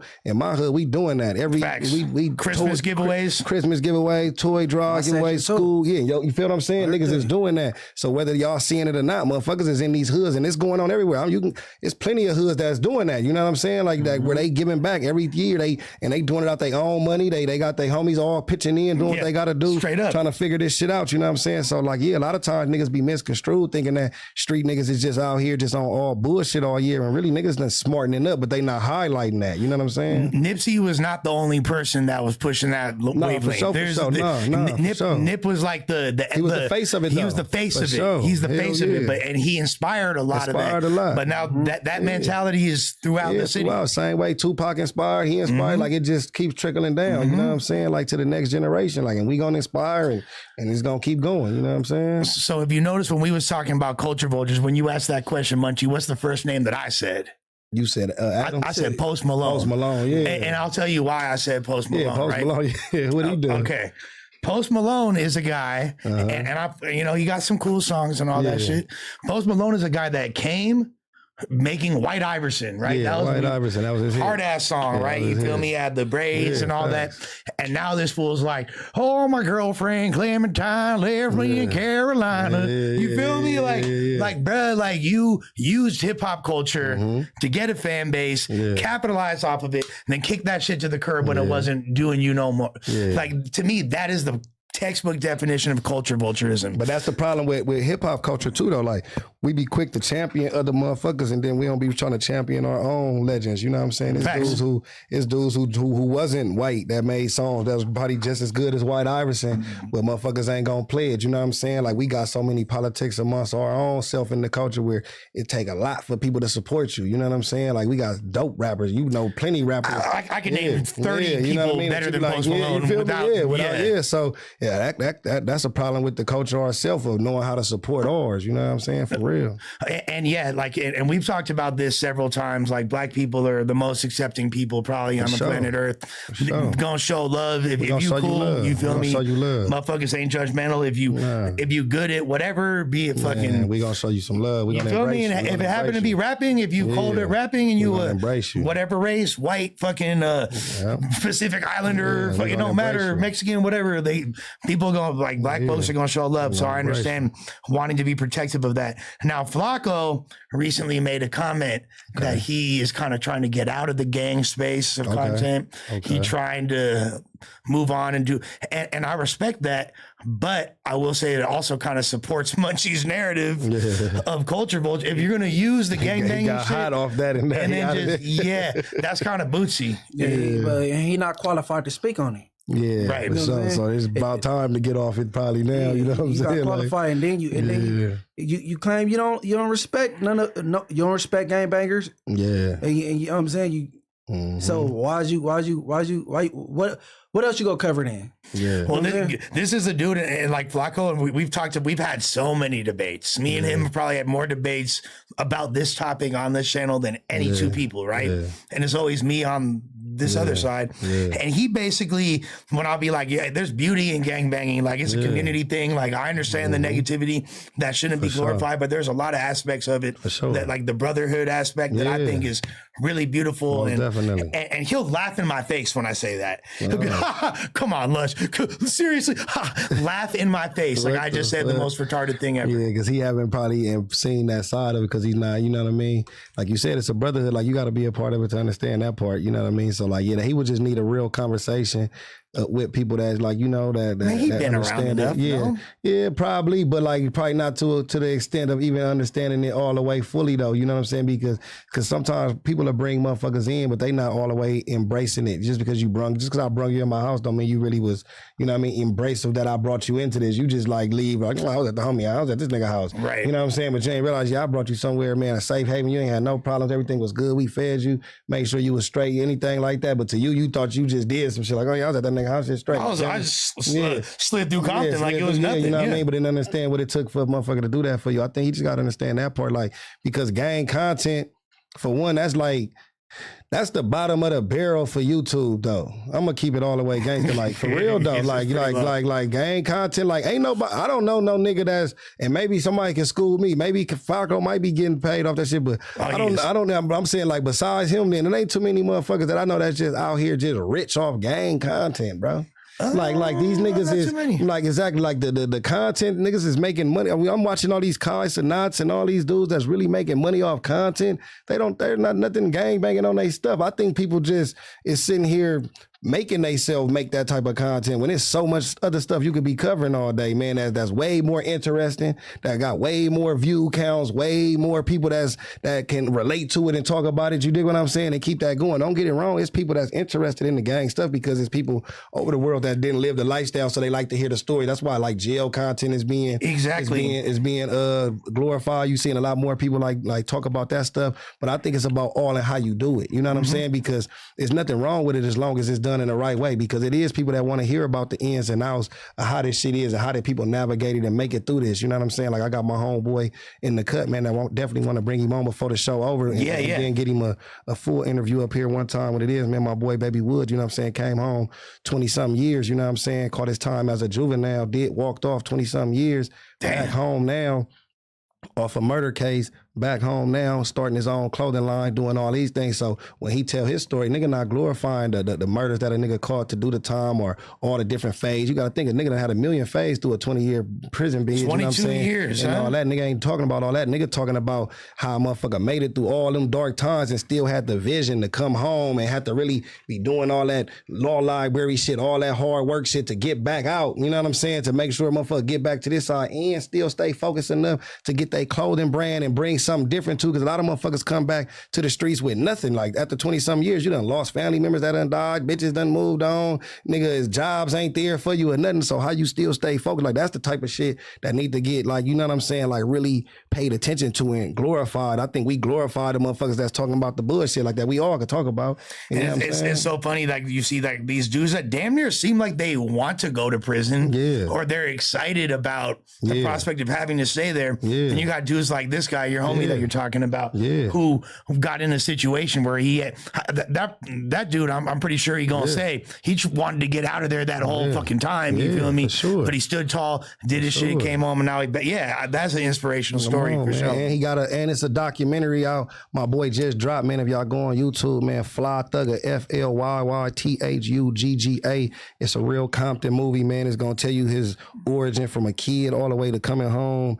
Everything, man. Detail. This out? It's out right now on YouTube. He got his own YouTube channel he just created called Fly Thugger. You know what I'm saying? So yeah, if y'all tune in, we definitely, man, you know what I mean, appreciate every view, and y'all gonna lock in, man. It's gonna be more. And he filmed it himself, you know what I mean, edited him and my guy Reese, you know what I'm saying? Like, oh, you work with Reese? Okay. Yeah, man, all this is, man, dudes doing this shit on their own. So I can't really make no excuses for no niggas that's out here covering the negative, because it's niggas that's handling real business that really been standing on 10s, and niggas be trying to turn a blind eye and not look at them and not give them that, you know what I'm saying? Niggas be wanting to pay attention to the clowns, you know what I'm saying? Like, nah, niggas niggas out here that ain't doing no bunk shit. Is it a doc or is it like a scripted, like it's a doc, real doc. It's a doc. It's a doc. Right. Yeah, walking through the hood, explaining different times of his life through that shit. Got pictures, video footage and shit. Man, for sure, man. Y'all tune into that, man. I see the fires in the comments. Salute. We for sure gonna bring the homie on in a little bit. For sure, ski. We'll get him a mic set up and all that. And just so y'all know, if you want to be in the chat, this members only. Members you feel only. me? Like, oh yeah, y'all gotta pay for this. Yeah. Can't nobody just talk they shit. You want to talk your shit, cash out. We got different memberships tiers starting at $5. We would love to see what y'all got. You on Winter Sweet said she loved to hear. She said Munchie B, she loved to hear everything you gotta say and you speak your mind regardless of everybody's opinion. And she ain't never seen you be disrespectful. 100. Oh yeah, thanks a lot. I appreciate that. For real. Yeah, we don't want to see. Hey, you don't want to see Munchie get disrespectful. Get fucking. You don't want to see that. You lucky he being nice. I'm just playing Winter Sweets. Thank you. No, I just want Flacco. He need to end the game content. It's a wrap for that shit. It's a wrap for it. If he don't respect nothing like. Oh, that's a. We're putting a red X over. I mean, no, they ain't. We need him to sit down right here. We need to figure out why he was doing that and what made him think that was okay, or did he? You know, I mean, we need to hear his side too, though, because I ain't never interviewed with him about no gang shit. I came up here with my guy T Money. We talked about some music that time, so I didn't never tune into his channel to know that's what he was on. Like, oh, bro, he's like the new Warren Chirac. Oh, basically. Shit. Oh man. Okay, first I'm slipping. Let me ask both of y'all this: did y'all know who DJ Academics was before the Warren Chirac? Or is that how you found out who he was? Or was it after that? No, I know he was before. I like that Academics better with the squeaky voice. Yeah, that's Warren Chirac, though. No. Before he used to talk about other stuff, though. When we talk about like music shit, like Young Thug and all that. Some updates on some music type shit. Okay. I think he got popping though, like when he probably but he ain't lying. When he probably ran across my desk was when he was talking about all that Warren Chirac shit, all the 6ix9ine shit, like that's all them different little cases, all that type of time. Yeah, I started seeing him around that time. That's when I became a fan, and I love Ack. You feel me? Shouts to Ack. Like Meek Mills and all that type of shit. He was doing all that. I was seeing. But it basically because I see Flacco kind of following the trajectory. You know, Ack is his mentor, right? Ack, to me, I mean, Munchie, you're super tied in to the internet. Because most people don't even know he was doing that content before. Like really, and this is me and Flacco got in a big argument about this the other day because he said the same thing Munchie said. I was like, bro, we all fucked with Ack originally because he was talking about music. Fools getting smoked in Chicago and King Lil J, the Chirac Wolverine, and fucking he had all the little little nicknames for everybody, and like that was what made. And so I think Flacco kind of did the LA version of that before he graduated, because then Ack graduated, we see he's now way past that now, way past. For sure. So, but Munchie, what was it specific? Because I feel like Flacco been on bunk timing this whole time. What was it that switched your mind this quick? The thing is, I was feeling like he was playing. First of all, I'm like, all right, it's all shock value. He know better. You know what I'm saying? Yeah. But then I'm like, okay, he trying to be serious. Like, you know what I'm saying? And they be like disrespectful. Yeah. You know what I'm saying? But you can't be buddy running around with P Nice, which been through the county jail, or you talk Munchie B, your boy, and I done been in jail for all kind of shit. You know what I'm saying? I'm from where I'm from. And then talking about Free Brick. Brick in and out of jail, like he, you know what I'm saying, about to work there. He be there so much. So how you claiming that? You know what I'm saying? You got love for all these people, but you talk bad, and they all say a nigga died, and they run it up on a GoFundMe for the family or the mom got that much. Oh shit, she should figure that out herself. Not saying he said that, but like. He say shit like borderline that type of shit. Yeah. Like, you know what I'm saying? I haven't heard him say that specifically. No, that's what I'm saying. I'm saying hypothetically, it'd be borderline. He go to the extreme a little bit. He'd be like, ooh, go fund me that quick. Ooh. Like, it'd be like little things. And then I try to explain to him, or if you on drugs, bro, you know the counselor's gonna be ex-drug heads. You know what I'm saying? Mm-hmm.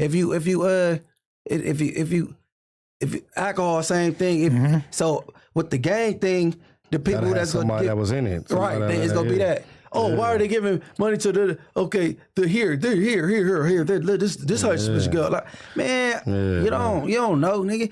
You think this little dude with tattoos on his face go listen to this dude over here? Listen to Adam. Man, he's not listening. He gonna listen to a Geechee that been there for sure. No, for sure, or some shit like that. No, I know that. Like, I wish that I had the ability to reach those kids like that. Definitely not. Though. No, you gotta use people from the community that understand it to even have that type of vernacular when they talking to them youngsters. You know what I'm saying? Especially if you're trying to really make a difference.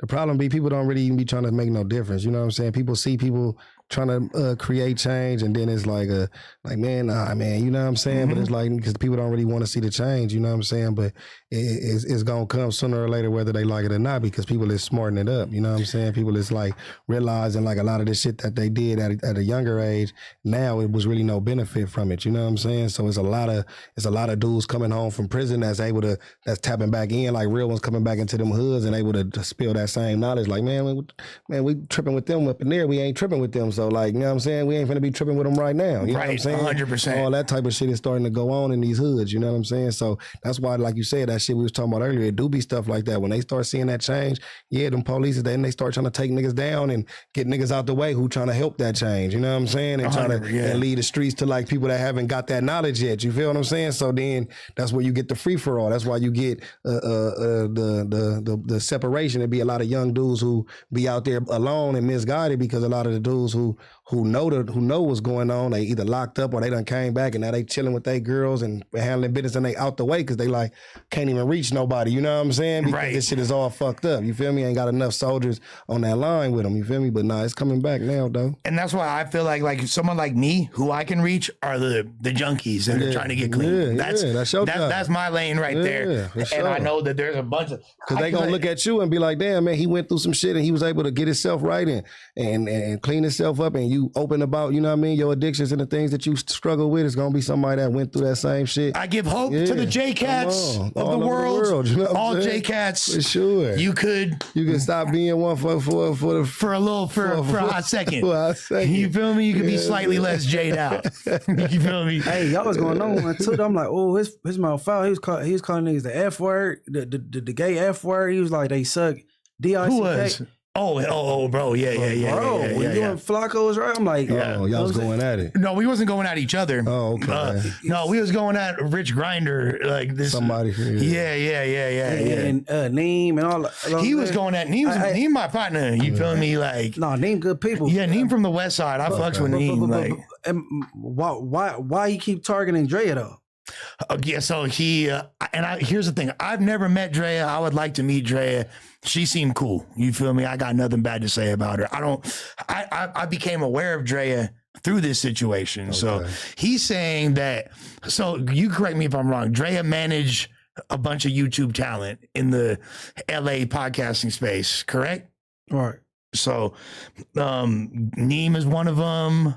Are you one of them? Right. Yeah, you, Neem, and a handful of other people. They're all like ODM Slim, fucking, and him. Rich Grinder. No, show manager. Yeah, exactly. She dealt with him for like a month. Yeah. So shouts to Drea for learning to, you feel me, not work with the lanes. It's a nigga named Rich Grinder. That's what we call him. No, his name Rich Trapper. He be on Grinder. I didn't even know what Grinder was. I was so lost. Hey, you hear me? I know they probably like, this nigga geeks don't know shit. You know what Grinder is? No, I know. That's why I'm like, that's why I said it's a nigga named Rich Grinder. Like, he getting rich off the Grinder website. That was just thinking. Okay, it's a joke. It's a joke. It was the editor. Okay. No. So I think Flacco was like, he didn't even talk shit about Drea though. He said, he said she don't know what she doing or wasting her time. Some.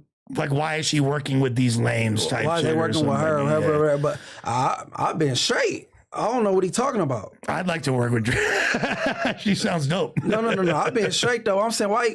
I don't know, man. You just need to keep that shit on ODM Slim and Neem, because they dudes though. Like, she ain't even do nothing to him.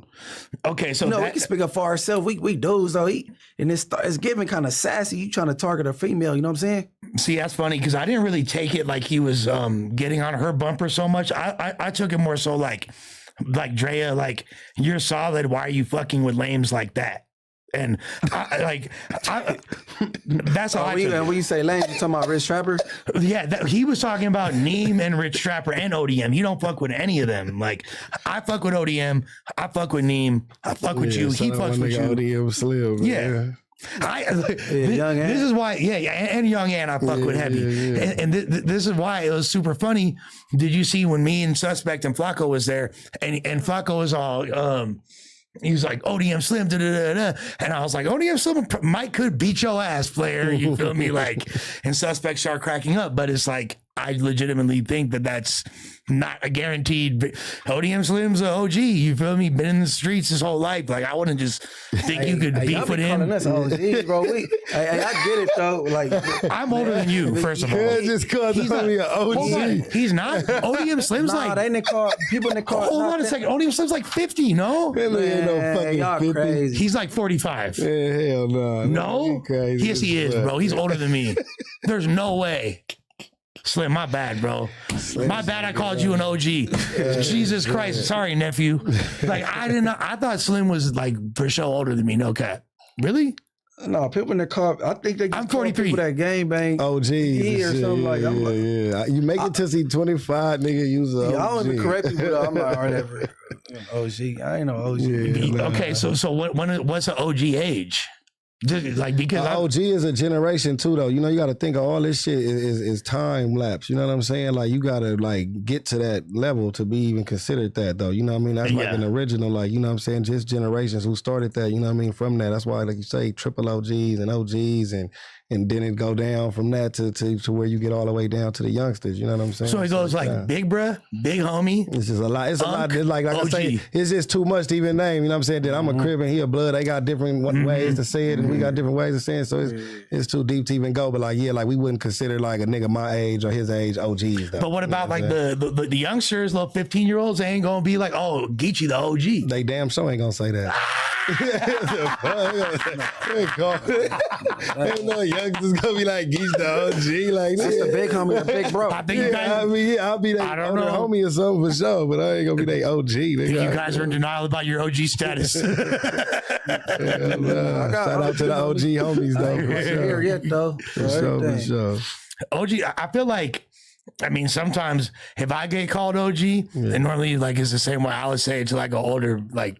I mean, like that's what I'm saying. If I see like an older gentleman, you know, I know what you're saying. Like just in an older gentleman. You know what I mean? You see him, he might not even be a gamer. You be like, yo, OG. Or, you know or even like the crackhead opening the door at the liquor store. Like, oh, thank you, OG. Some of them crackheads is OGs though. Right. They used to be, but some of them not. They just off the shit. You know what I'm saying? On the real. Mm-hmm. Hey, no, you make it to be OG, you blessed. For sure. Yeah. No, shit, this lifestyle for sure. Hell yeah, it's a blessing, man. 100,000%.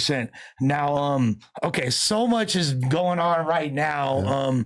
We're gonna get to these topics when Donnie back, but did you watch the Trap Lord Ross documentary about the big? I gotta finish it. I'll be stopping and going. Okay, yeah, it's a lot. It's 3 hours long. Yeah, it's crazy. Like 2.5. Yeah, but like 3. Yeah.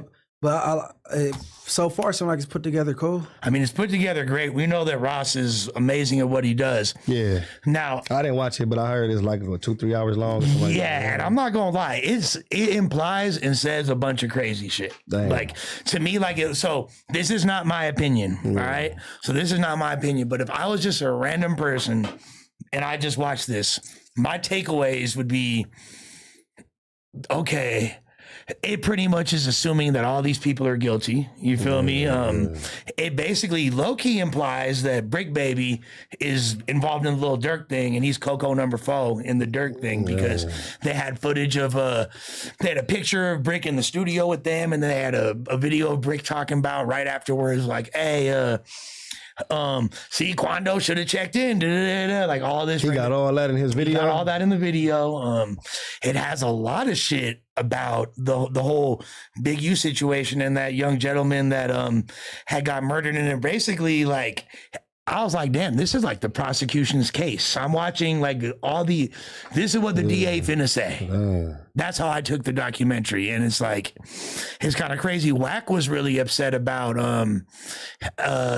certain things in the doc to the point where he actually apparently had parts of it taken down. So like the documentary is not even in its full original form because Wack had to fucking get on it a little bit. Like, you tripping. You going too crazy. Yeah. See, that'd be the thing, man. Like, you know, I don't know the Trap Lord Ross dudes, you know what I'm saying, and nothing like that. But a lot of these peoples, man, they coming out of like the woodworks, man, and they just on the internet and they just really like, it's like you don't know where they coming from and why and what's they point of like being such experts on this shit. You know what I'm saying? Like what makes a motherfucker, you know what I'm saying? Like, it's like that shit don't even be making sense. Like, why are you that invested in it to where you can make, you know how much time in a day it takes to go watch all these different podcasts and interviews and different things to get all these different clips and sound bites and this and then do that and then you gotta put a 3 hour and editing in your time into that, like you are like on some investigator shit. You are at that point doing like you said, you doing some prosecutor, investigator, you doing some type of police work at that point when you're doing all of that to get this video and then get it out to the masses and then putting implication. Like that's police shit. Whether they want to try to, and I said, I'm telling you, people trying to hide that snitch ass police shit as content, dog. Mm-hmm. And niggas gotta check niggas like that, bro. For real, this shit is because niggas is letting niggas do this to niggas and we just sitting there in real time watching niggas get banged. Yeah. Niggas is getting time. Niggas is getting locked up. We watching it. And then they bringing up this type of shit in these niggas' court cases.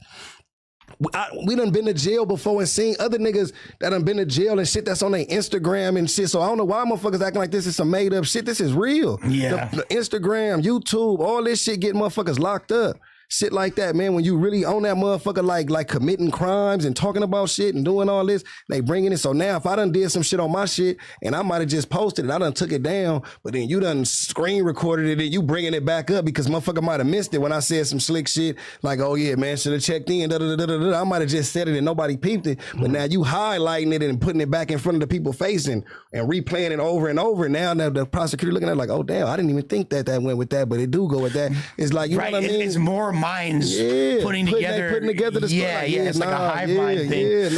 Like you doing all that. You got to kick in like to the culture at that point. You need to be, how much you making for them video? We need the analytics. We need to know what's going on. Right. Like for real. Like that's the type of shit motherfuckers supposed to be on. That's what I'm saying. Them type of niggas supposed to be on. When they coming up here, niggas supposed to get up on them niggas, man. You know what I'm saying? And be like, hey bro, if you gonna do that, you need to be doing this. Also like share the good shit too. That you making all these bad videos, man. When you gonna drop some good content, man, talking about the dope shit that's going on that niggas is doing too though. You making all this bad light on niggas, put some good light on niggas. Like, cause you sitting there making all this money.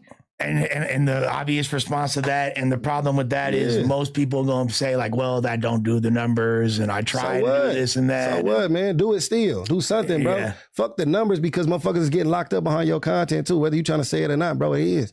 That content getting motherfuckers locked up. No, man. I'm not gonna lie. And it's rehashing old wounds. Some people go through shit and be trying to get over that shit too, though. Imagine when motherfucker talking about old murders and shit like that. Motherfucker been trying to get people, and now nigga watching it again, getting back mad again. You know what I'm saying? We down on the scoreboard. Yeah, you know, shit. Yeah, the way you making it sound like, they killed 5 of them and none of them now niggas at home like, oh, this nigga thinking we done let them niggas slide on us like that. You know what I mean? It's like you rehash. It's a highlight reel. Yeah, you ain't even in the streets to even have to deal with none of the consequences. Like I was saying earlier, motherfuckers just be on the internet doing anything because they don't got no consequence. Trap Lord Ross got no consequence for the shit he do. Right. He could just do it. Nobody gonna do nothing to him because for one, he don't live around where niggas is at. When he do pop up, he going somewhere where it's money involved and it's shit like that. So now niggas is kind of, niggas gonna kind of play the role like, damn, man, all right, man. Nigga might pay a nigga. Hey, we gonna have him on the show, man. Don't slap him. Right. You know what I'm saying? Like, we just need some good content, man. Let him come up here and do what he gotta do. You feel me? So now money involved and shit like that. But it's like, nah, man, motherfucker gotta check him.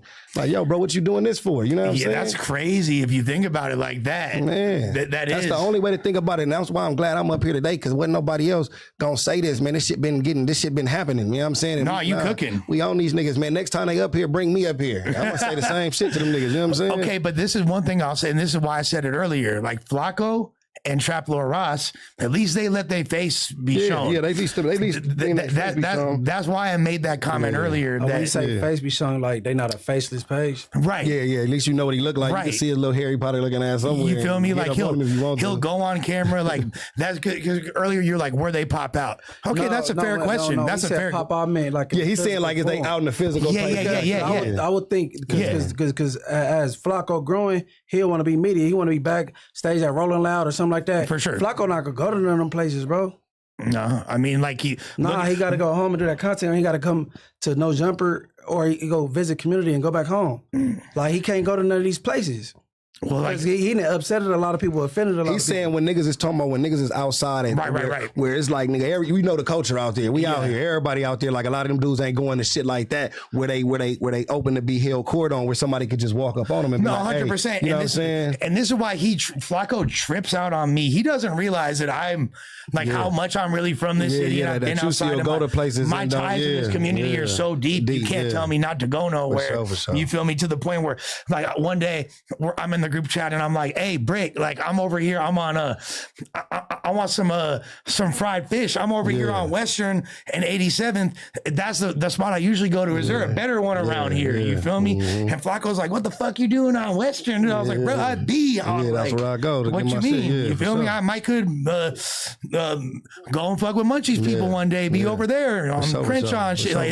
Yeah, exactly. So it's like, don't think that you ain't finna see me in the sections, bro. You go and you able to be held accountable if you disrespected somebody and a motherfucker felt the way about some shit you said. You know what I'm saying? For real. I done had encounters with you in battle rap when times that shit. I done got up on it. You know what I'm saying? Like, but you open to being there when that time happened. Like, well, you know what? I did that, so I got to own up to that. Like, 100%. But that's what's gonna gain your respect, though. You know what I'm saying? Because you ain't hiding from it. Like, if somebody, like you said, man, a motherfucker had a problem was you and suspect, and y'all end up having to hash that out. However it was, it's like I'm still gonna pull up because you my boy. We got to get this done to make you feel better. Let's get this done because I'm still gonna be able to pull up. I'm still gonna be, you know what I mean? Like people gotta be like that to get that respect. You know what I'm saying? Like, you know what I mean? Just like anywhere else, man. You can't be hiding from it though, and then be talking about motherfuckers. Nah, you got to be able to show up where motherfuckers can get at you. You know what I'm saying? And for me, like action at you. A big part of that for me was battle rap because battle rap, like not only there's a lot accessible in battle rap. You got you know what I mean? Like for real, like motherfuckers don't understand that. Like nigga, we there's a big community. Like nigga, we getting into it with you getting into it with a fan, anybody, man, they right there. Like it's whoever you want to get into it. Ain't like no nothing that barricades you or stops you from walking up or somebody walking up on you. It's like, you know, it's kind of like some real trenches type of shit. You know what I'm saying? Bruh, I done been on stage hosting battle events. You feel me? A fade gets caught in the middle of the shit, and I'm just like, hey, don't nobody say nothing. They got that out the way. Don't even worry about it. I'm telling the crowd, like, ignore that shit. That's par for the course. That's just how it go. Like man, it'd be some shit. It'd be shit going on at the battle event. Boom, boom, boom, bam, boom, bam, and nobody know. You know what I'm saying? Nobody get on the camera talking about it. And I do got to ask about this battle because everybody's talking about it. To me. What the fuck happened? Daylight, just battled Rum Nitty. He did. Feel me? Yeah, man. I'm glad you shed light on that, man, because that's a big battle that's gonna drop pretty soon on Takeover Battle League. You know what I'm saying? That was a good battle as far as like, man, for the culture. It was for the West, man. Those is two West juggernauts. I really wish it would have happened in the West, but Houston was a perfect crowd for it because Houston was, you know, that's like our cousins, man. You know what I'm saying? Shout out to the whole Texas, man, the South. But they held it down. The crowd was perfect. Nitty got the battle. Daylight choked in the second round.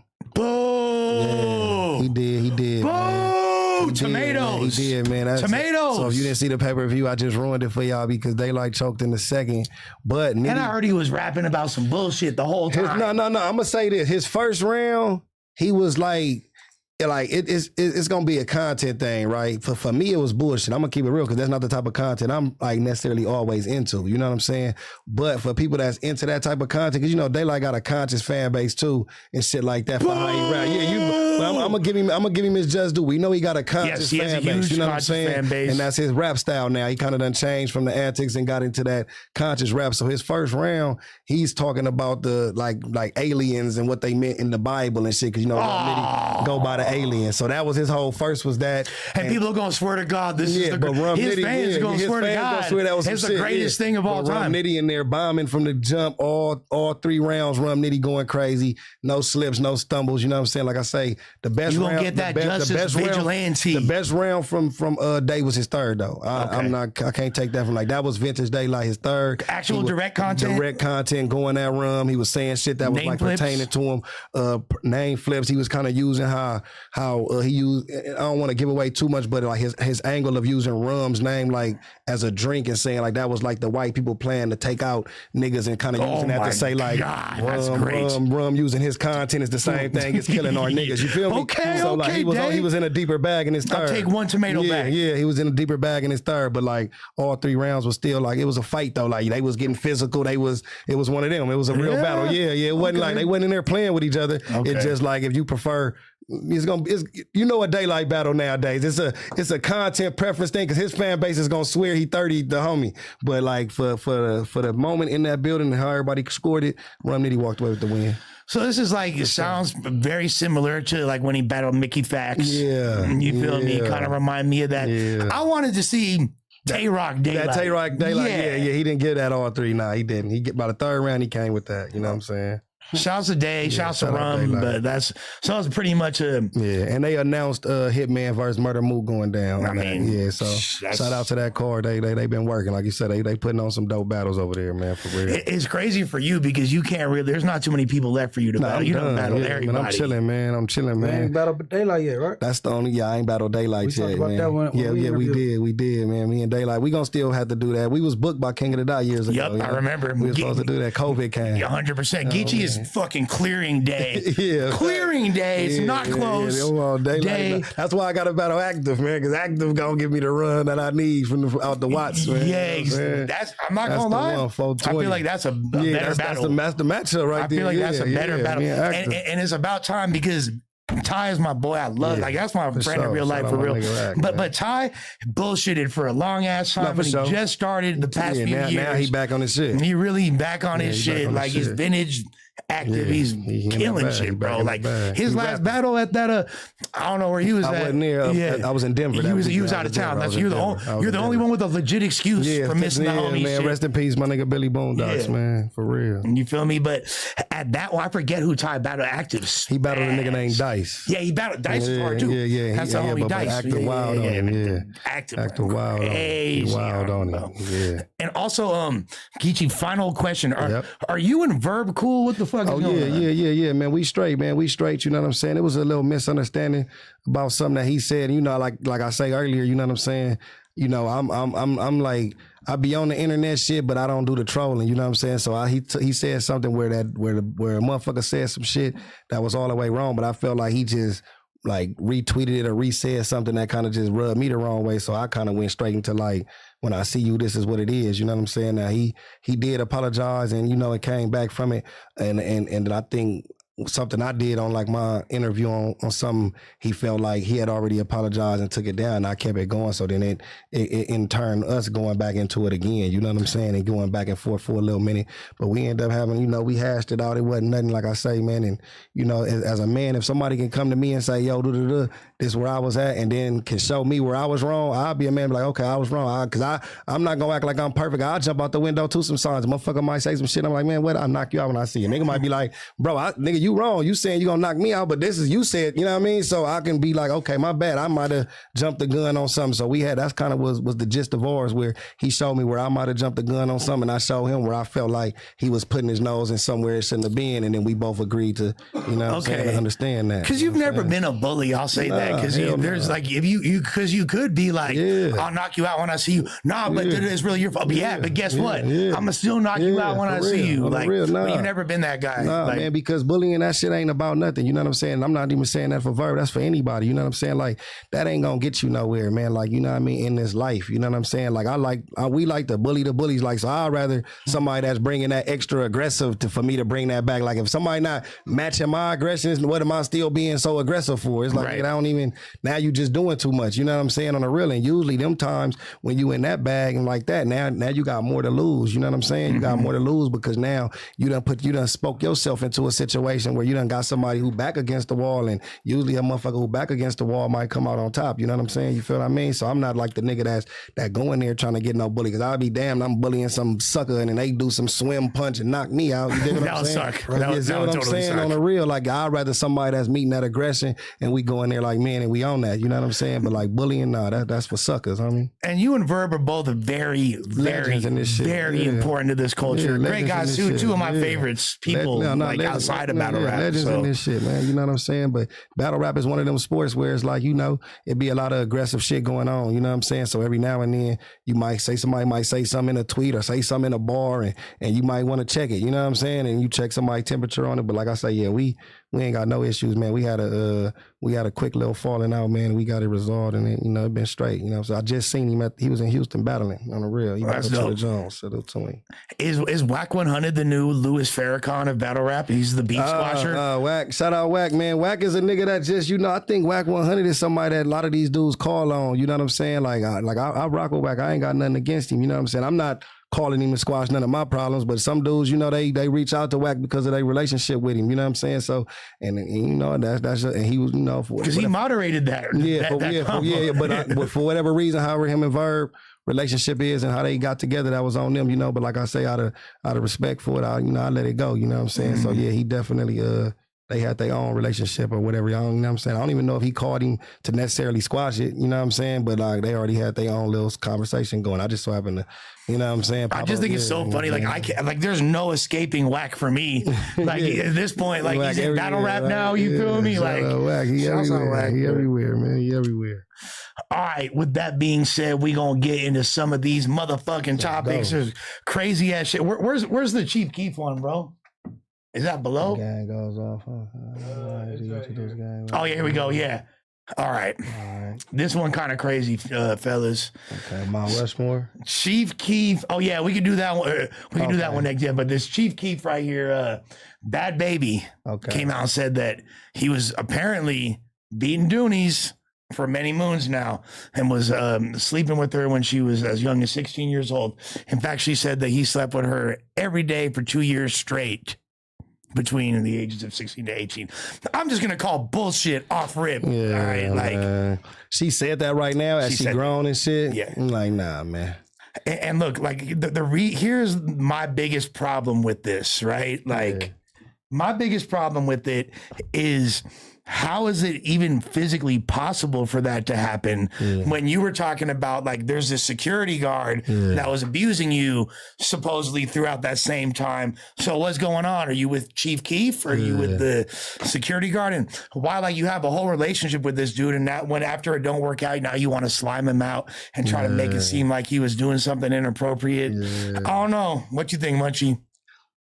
Like 18, the legal age of consent, that's like that's only like 7 states is like that. Majority is 16. You know that, right? Not every state is 18. You are right about that. I think the majority are, but there's some that I want to say there's some that are younger than 16. Bro. No, I think it's like 16. I mean, it might be, but the thing is, for me, like, cause we ain't, what's the, like, if a motherfucker a predator and did some sucker shit, man, we own them. But her being 16 and allowing that and that happen in that time frame, I felt like she was enough of a celebrity, enough of a star, enough of a voice to where she could have spoke that out when she was 16 and motherfuckers would have heard about it and got right on it. Now she like put in her 20s. Yeah, she's like 21, I want to say. You know what I'm saying? Like, that's so it? Yeah, she young, bro. Yeah, so because we found out about her when she was 13. Yeah, so she been around for a minute, right? She been around for a minute. But she been in a celebrity life for a minute though. That's Facts, what I'm saying. That whole time, pretty much. So it's like, you know what I mean? She definitely can't say that she was like didn't have a voice. You know, like, you know, when there's women out there that really don't have no voice, don't got no platform, that probably could have said it when they was young and nobody would have heard about it, like them stories we hear. But she already had a voice, had a platform. You could have got on your Instagram live one day and said, "Hey man, I'm," you know what I mean? Facts. You know what I mean? And it would have been out there. Bro. Yeah, she just seemed like she going through something. Probably done fell off. Name ain't booming like it used to. Like, let me get back in the. You know, this internet shit be like that, man. Motherfucker do anything to get that shit back cracking. You feel me? It's just crazy because, like, I do not condone objectifying, grooming, sexualizing underage girls in any capacity, right? But like the way that her and her team capitalize off of her turning 18 and launching a OnlyFans that day, it's like, y'all motherfuckers, yeah. She launched OnlyFans the day of her 18th birthday, and supposedly like she hit for over 100 milli that year on OnlyFans. Damn, yeah, people was waiting for it. Yeah, which I mean, we can talk about how creepy that is all fucking day. Hey, how you say all 50 states need to be 18 years old so you don't confuse the demographics? Yeah, that too. Yeah, so if you lived in whatever state and you conditioned that 16 is the age, and then you come to California and that shit ain't cool. Yeah, you know what I'm saying? Then you go to that shit should be. Yeah, that shit should already be for real. All 50 some legally. I mean, morally, it should already be anyway. You know what I'm saying? Like, a nigga shouldn't be in his 20s trying to knock down those 15, 16-year-old motherfuckers anyway. You know what I'm saying?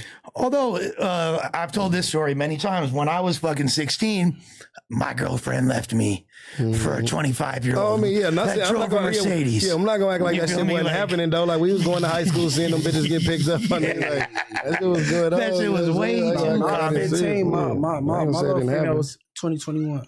That's what I'm saying. Yeah, like that's had older girls. normal. Yeah, I ain't gonna- normal. But like, I feel like back then it was very, very common.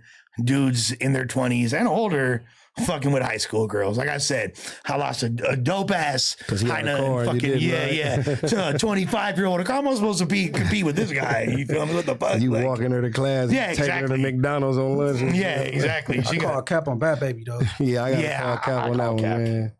it's especially because it's like It's the damn, time framing to me. Like, you feel me? Like I say, like she could have came out with that story, you know what I'm saying, and did all that, you know what I mean? It's like, now you can't really expect, I mean, what you want somebody to do now, you know what I'm saying? Like at that point, like especially if it already done happened and you done consented to it and all this different shit, it's like now it just seems like you just asking for somebody to know something. Like you ain't pressing no type of charge. You ain't, it's nothing, you know what I mean? Right. So it's like, what are you gaining from it? You know what I'm saying? Besides some clout. He for sure. He probably sided with Alabama Barker or some shit. Like when I think about it, like when I look, me knowing Sosa, I've been someone that spent time around him. The idea of him fucking with the same bitch for 2 years, that is insane. Yeah. You know what I'm saying? I don't see that happening. You know what I mean? Like he's. I don't know his habits and shit though. Shit, I don't know. You know that double back shit is serious. Yeah, if you could double back for some grippy for sure, but this also, I don't think he need to double back for. I don't think he even need to go one time for underage. It just don't add, that whole story don't add up to me, player. Yeah, she mad at something. For sure. That's capillary. What else we got? Oh yeah, so MGK. Check this out. And I'm glad we have a diverse panel to talk about this right now. There is somebody posted up a Mount Rushmore of white rappers. Rappers, okay. It had. So before we look at the image, let's hear y'all. What Mount Rushmore of white rappers? Who are the White four? rappers? Yeah, Damn. I know it's a tough one. Of course, Eminem. I mean, you Eminem 4 times. Yeah, facts. Yeah. Eminem 4 times. Yeah. Good. Eminem, Marshall Mathers, Slim Shady. Shit, who else? Eminem. Who else Don't was white pull it up. rappers? Don't though? pull Who it else up. was white rappers? Let me think real fast, because I know In some no white particular rappers, order? man. Like, No particular order. Rushmore is 4, right? 4. Yeah. Who you got? Vanilla Ice. Vanilla Ice probably. He had a hit. He was like one of the biggest of all I love time. Vanilla Ice. He's my Vanilla favorite. Ice, The Vanilla biggest Ice is for stuff, sure. you know what I'm Yeah. saying? He is Ice. still the GOAT. Eminem, MGK, and oh boy in the Bay Area was Jeezy. Jeezy. So that's I'm not gonna lie, you have a horrible white rapper Mount Rushmore. Hey, like that, he said That's a horrible. MGK. That's the, You don't mess with MGK?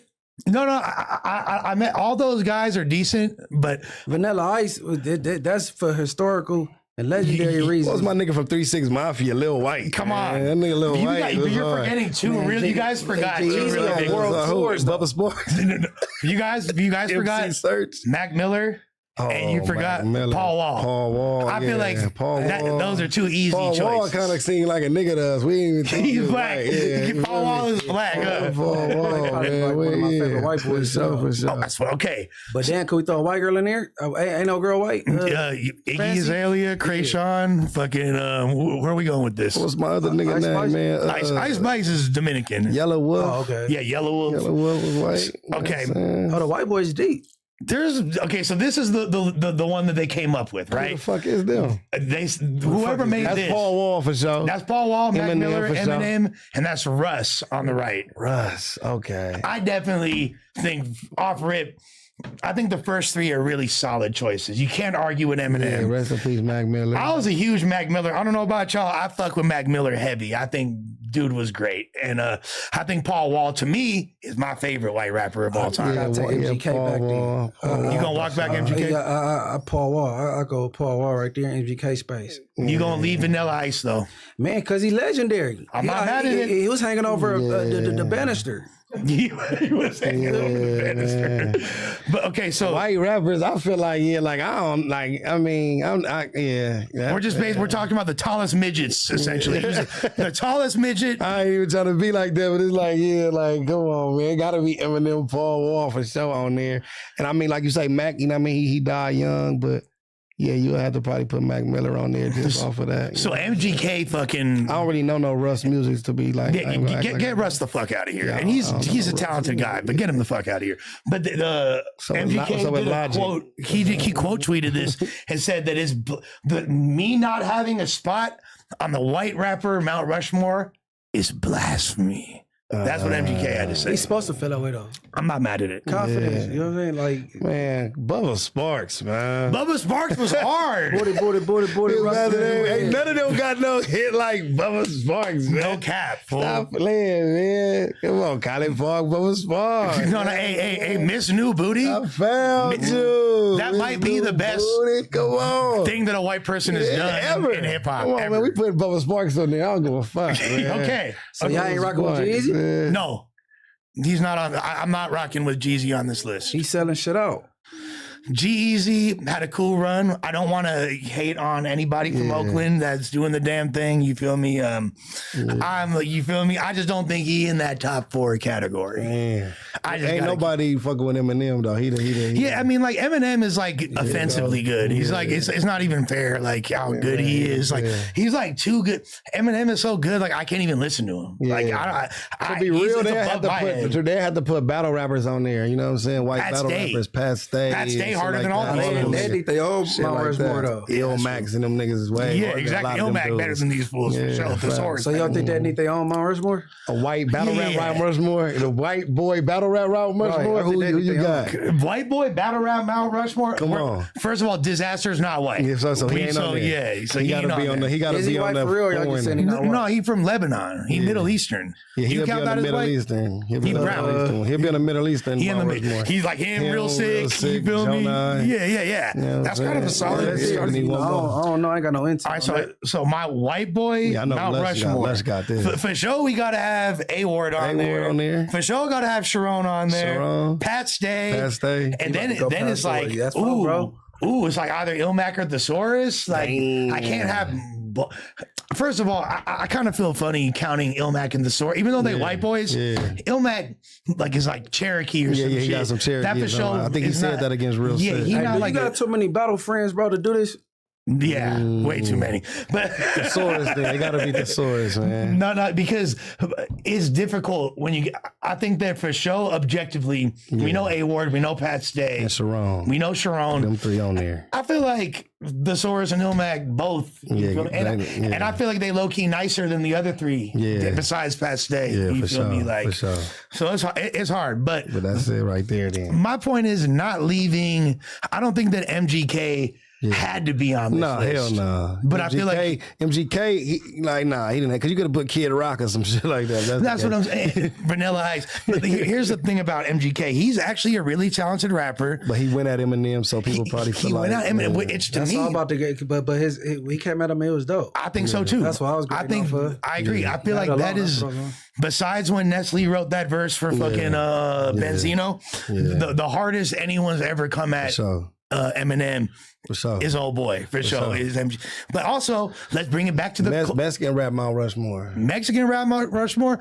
Are we talking Mexican or Latino? Latino, because that's two different things. Because Latino Mount Rushmore is crazy. Because obviously you got like I look at that all the same, man. Okay, but then you got fools like. Oh, damn it. Then you got fools like Fabulous. Saying you in this motherfucker trip. Oh, man. For the real. What? Nah, he had some white shit. No phone. My one real friend. But Munchie, if Munchie saw it, he would have said something. You feel me?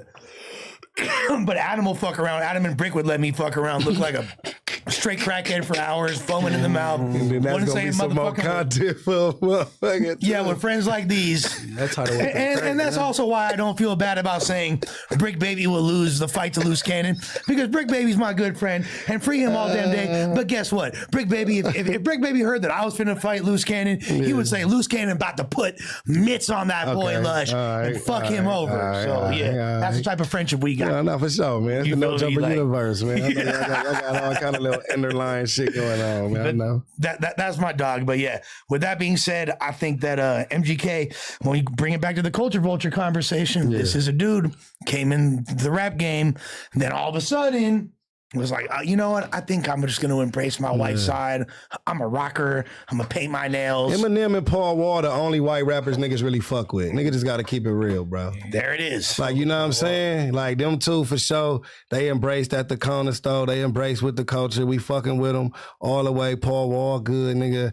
Eminem, good. They could pull up, man, and motherfuckers is rocking with them, man. Like I said, and my boy Lil White. Lil White. 6 Mafia, man. And then there's like, but there's a lot of underground fools like OT the Real, like Millies and shit. Them niggas for sure. OT the Real, Millie, them niggas fire. Them niggas is fire. And then there's a lot they of just like, haven't made that mainstream push to put them on a Mount Rushmore. Yeah. And then back in the day, there's all like the Cage and Necro and Ill Bill. There's definitely some white boys that got stupid busy. They got bars and shit. But yeah, them the two. What you saying? What you about to say? The Mexican Mount Rushmore? Yeah. You had one? So here's the problem with the Latino Mount Rushmore is there's a lot of dudes that people don't know. Man, just Latino. Give it. You know they own you. Just go. They got to give it because to like AZ's Latino. Okay. You feel me? Who you got, Dominican. Man? Who you got, man? Trying to be nice so they don't poke your ass up. Big Pun. Okay. Big Pun is the Latino GOAT. I think there's no debating that. Yeah, sure. Rest in paradise. Yeah. You gotta have Be Real on there. You feel me? Be Real. Cypress Hill. You feel me? Unfuckwitable legacy. Okay. I think those are the two. Then after that, it gets let's go. It gets real tricky at that point. Who we coming with? It gotta be somebody. Is this a gang of new There's so many. That's I don't want to say the wrong people, leave certain people off. Dude, you got OJZ. Yeah. I'm saying. Okay. But we talking Mount Rushmore though. Mount Rushmore is all time. All time. All time. Yeah, it makes it really difficult. Oh, Chino XL. Chino XL. Okay. Despite Tupac saying "fuck you too," you feel me? I'm lyrically, Chino XL is a dog. Okay, he absolute goat. So I think that's a really strong starting 3. And then like I'm just gonna toss one youngster in the mix. I'm gonna say that Mexican OT because I feel like he's got stupid motion right now and he has potential to carry. Oh, you know what? Now I got to take it back. Since we're doing Mount Rushmore, I'm gonna say go back to the originator of Latino hip hop, Mellow Man Ace. Do your Googles, do your research. Okay, for sure. There ain't no fucking Latino hip hop without Mellow Man Ace. What's his name? They said Pitbull, Fat Joe. Fat Joe knocks Mellow Man Ace off Fat Joe's for sure on the list. I don't get Joey Crack. That goes back. That's real South Bronx digging in the crates crew. You feel me? Come on, bro. That's a strong fucking Mount Rushmore right there. Yeah. I ain't mad at that whatsoever. Now, here's a question. Okay. It's actually one of our topics too, and it kind of goes off of this. So, undebatably, Kendrick Lamar is the biggest artist in the West Coast. For sure. There's not, arguably in all of hip hop, you know what I'm saying? Now, who do you feel like, and when I say artist, it could be a single artist or group, who do you feel like is the biggest on the West Coast and is going to have like the most trajectory moving forward other than Kendrick? Music wise? Yeah. I mean, shit, I'm going to say Geechee Gotti because I'm sitting right here so y'all didn't get tuned. But let's say, man, let me see. Like, because it's a lot of... It's a lot of dope motherfuckers, man, you know what I mean, that we got on the West, man, that's really making some noise, man, that's doing their thing, man, you know what I'm saying? But like right now, that's in that light, that's getting like that push, you know what I'm saying? They got to be like Mozzie or something, you know what I'm saying? Mozzie definitely is, I mean, like as a solo artist, Mozzie, EBK, J-Bo, definitely in that conversation.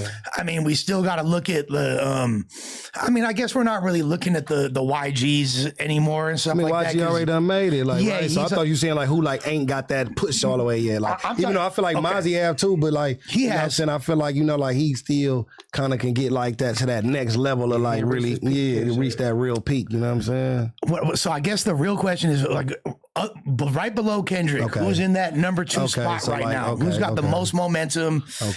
Let's say everyone in the West is about to drop. Okay. Who will do the most sales other than Kendrick?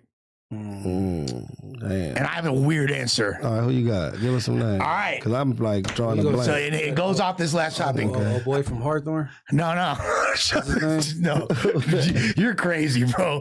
No. What's his name? No, you're talking about Tyler. Yeah, Tyler the creator. Yeah, Tyler for sure is right there. Right? Yeah, so other than Tyler and Kendrick, my answer is Shoreline Mafia. And I know that sounds crazy, but I feel like Shoreline Mafia is going to have an insanely big year. Okay. They just did their first show in 5 years at Coachella. It went crazy. Yeah. They have a new album coming out. Okay. Their numbers are going crazy. You feel me? Okay. Am I bugging? Or is Shoreline Mafia potentially the number 2 biggest artist in West Coast rap right now? Yeah, you bugging. Why am I bugging? I mean, to say the number, you said out of everybody. Out of everybody currently like this, like current artists moving. You feel me? Like there's a lot of motherfuckers that still like, you know what I'm saying? I put Kaylin before them. Yeah, I'm finna say like Kaylin, Blue Bucks, them niggas, all them niggas are still like dropping shit that they are. Yeah, I mean, and shout out to Shoreline Mafia because them motherfuckers, man. I'm not trying to even be that because them motherfuckers got hot shit, man. You know what I'm saying? And doing that, but I'm just saying, just off the top of my head, I'm like. I'm thinking like, nah, man, like, yeah, some of them names, like you said, you gonna be in the club, man, Kaylin, you gonna be like Mozzie, you got Shike, you know what I mean? You gonna have Shike has a very good, I think Shike, and I've said this before, I feel like Roddy Shike, Rich.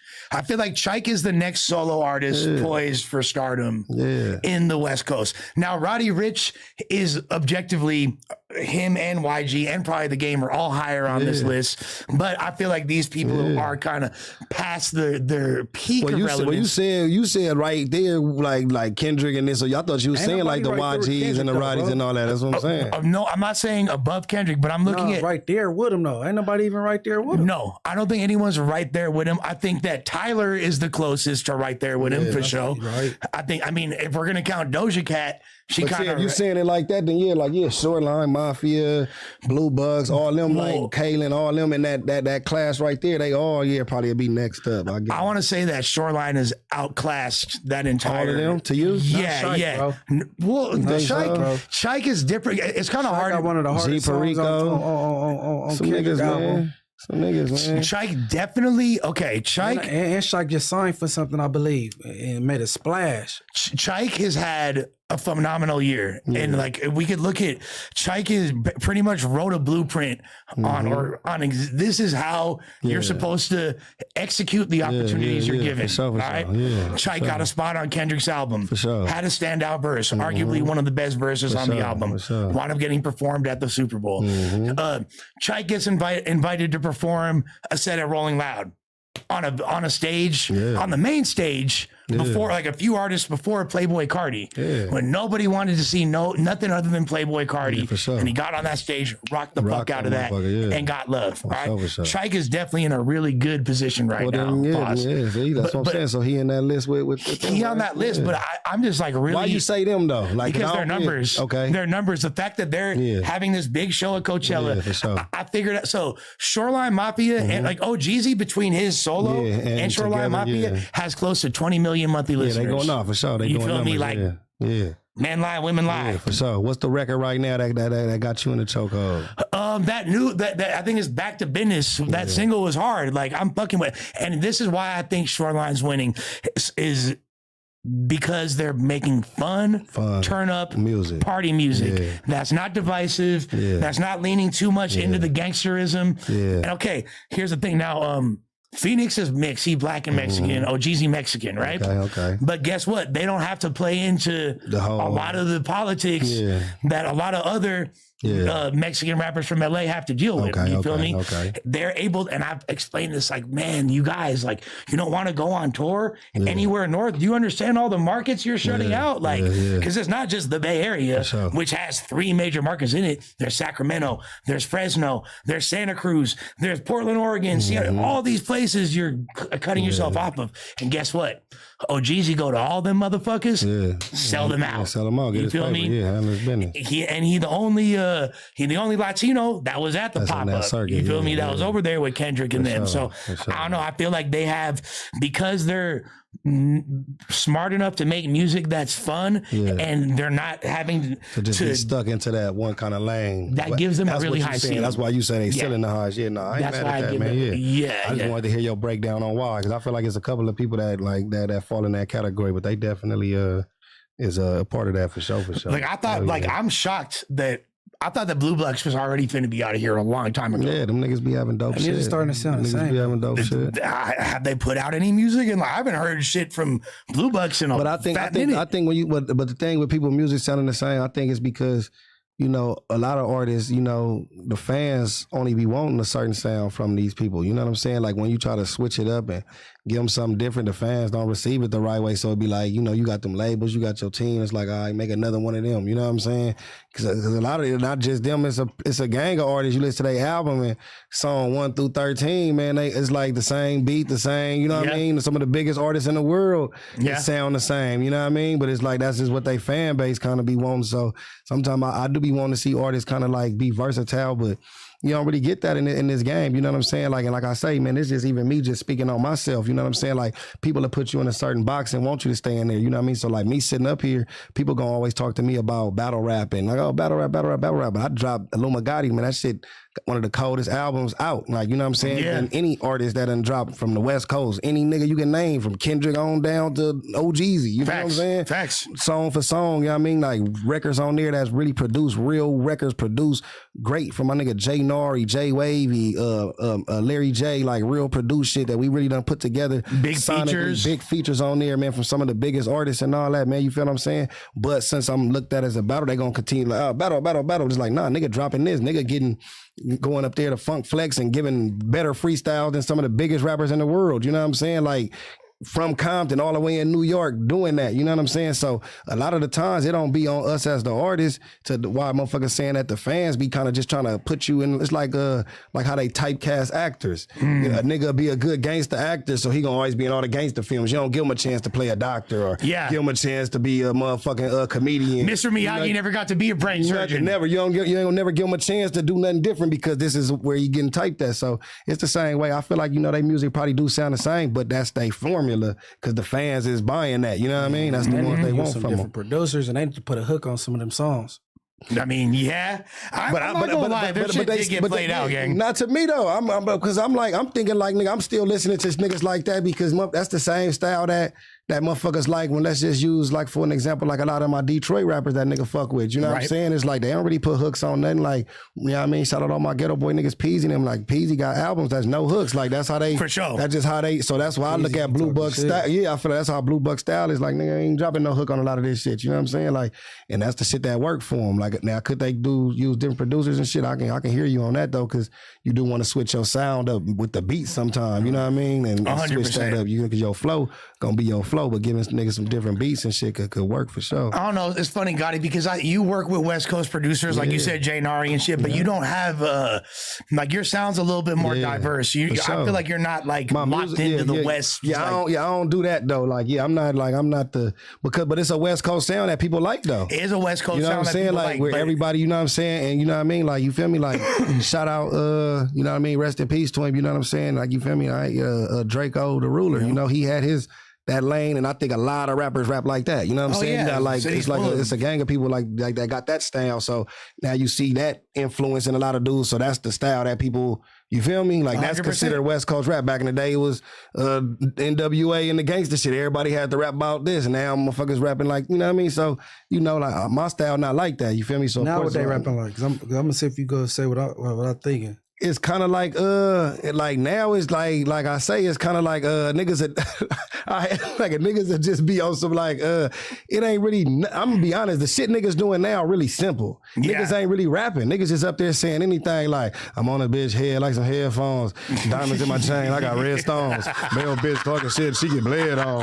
Nigga talking to me crazy, no, she dead wrong. I was gonna say, got her head gone. So you don't hear everybody trying to mimic EBK now? Yes. Niggas doing that too, the drill sound. But he just doing it in a sped up version of like, you know what I mean? I was literally gonna say, like, I damn near thought of a rhyme for it. Is people doing Draco impressions with EBK J-Bo inflections. You feel me? Like, because they doing the same is his rhyme scheme with his delivery. You know what I'm saying? When his delivery, his rhymes. And everyone loves the Stockton beats right now. They go it's just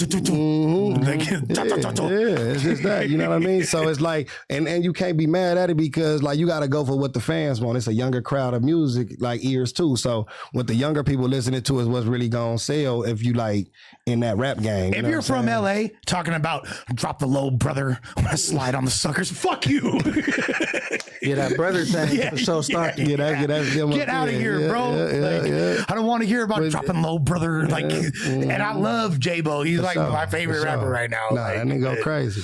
But fuck, bro. Can our fellow Angelinos just tone down the Stockton glazing? Get the culture back, get our own culture back. Like, you know what I'm saying? Like, we lost the culture. I ain't gonna lie, man. You know what I'm saying? And, you know, I'm gonna speak on it like a nigga lost a lot of the culture when we lost Nip. You feel me? Like, Nip was still keeping that. That was culture, nigga. You know what I'm saying? Like, niggas dressing like how we dress out here, talking how we talk out here, looking how we look. And that was the face of that. You know what I mean? Salute to Kendrick, but Kendrick got his own style. He don't rap like how we rap. He ain't dressing how we dress. You know, he his own man. So it's like, it's hard to put the face of Kendrick like Nipsey was the face of West Coast rap. He was that, you know what I mean? So they looking for somebody to step into that, and that's when we gonna get our sound back, you know what I'm saying, to what we on right now. Like right now, it's kind of wide open. And you losing, like you say, Draco, he had a style, he gone. Nipsey he gone. Like, so we killing our peoples, our legends is leaving, you feel what I'm saying? So then now we leaving it up to motherfuckers trying to figure it out, and you know, that's why we got all these mixy ass sounds, you know what I'm saying? There's a lot of derivative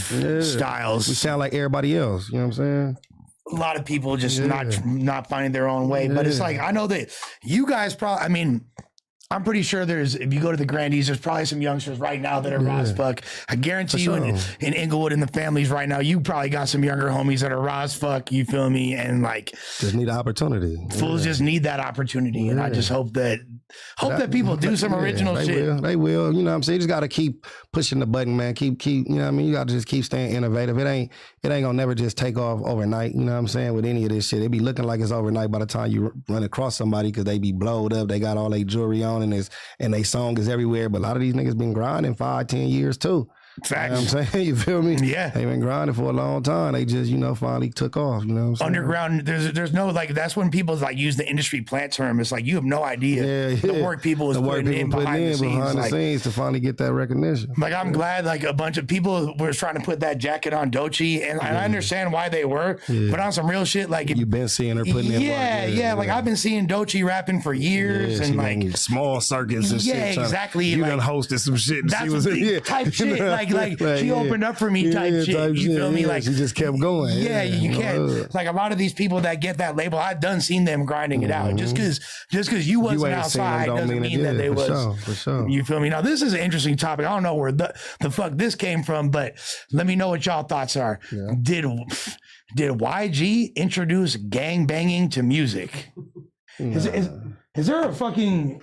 What the fuck is that on the topic list? Did he introduce? He probably like helped elevate it, because he was banging hard in his music, so he kind of helped elevate it. But I think banging was, we got banging on wax. Yeah, you know I think banging was happening from a long time and this shit. Because none of these blood rappers was saying Bumpty. That's true. I know the Game didn't say it. That's true. Game didn't never really like, you know what I'm saying? So he BPT and all. Yeah. Like, but then he brought that type of style. Like, that's what I say. Said it, then it was, I guess it's safe to say it now. Yeah. Now the Bloods is talking like that on wax. Yeah, matter of fact, mainstream. Because he made it more trendy. Because Game never said Bompton back in the day. Motherfucker, I'm from Compton, the hub city. I got some thugs with me. Yeah. Even DJ Quick was banging. He was like CPT. Yeah, so no. He banged Treetop, but he wasn't. That's the example I was going to use. But see, but like you say, because you got to think, you know what I mean? Because for their demographic, what they doing musically, you know what I'm saying? They trying to involve all parties to listen to their music. You know what I'm saying? Like, nigga, so even though it's not dissing a Keyway or a Crib, and it's still gonna be looked at derogatively, because you know what I mean, you replacing our letter with they letter. You know what I'm saying? So they looking at it like, if I want Crips, Bloods, SAs, Asians to listen to my shit, I'm gonna just say Compton instead of, you know what I'm saying that. So I think, like you said, YG, he just was the first one to be like, man, look, niggas don't fuck with me regardless. This is what I'm representing. You know what I'm saying? And then he made it more acceptable to be like, nigga, you know what I mean? Like, nigga, I'm gonna bang my shit. You know what I'm saying? I'm gonna bang the city that I'm representing. And he kind of made it more. The ice. Yeah. He was the first one to do that. Because to hear that on the, was like, oh, if somebody say that, like, Yeah. But it's more easy on the ears to hear the Crip shit like Dog Pound Gangsta Crip. And it's regular, all the kids' ears. Yeah. You know what I'm saying? Or I'm talking Crip shit to you. It's regular though. It's on commercial radio. But if you heard some blood shit, it'd be like, yeah, the sound. Yeah, YG man, he commercialized. Yeah, he commercialized. I gotta be honest, though. I got a lot of Crip homies that love the song "Pyru Love" because that song is such a banger. That wasn't mainstream. It was not. I know it's not a mainstream song, but that is the best song on "Banging on Wax." To me, it's my favorite song. Yeah, that's probably the most. Like that's the most known. That's the most known. That's a slapper right there. But no, I'm glad you brought up Quick because Quick is the first, and at the time he was a mainstream rapper. He's for sure a legend, right? DJ Quick was talking about Treetop, 400 Block. You feel me?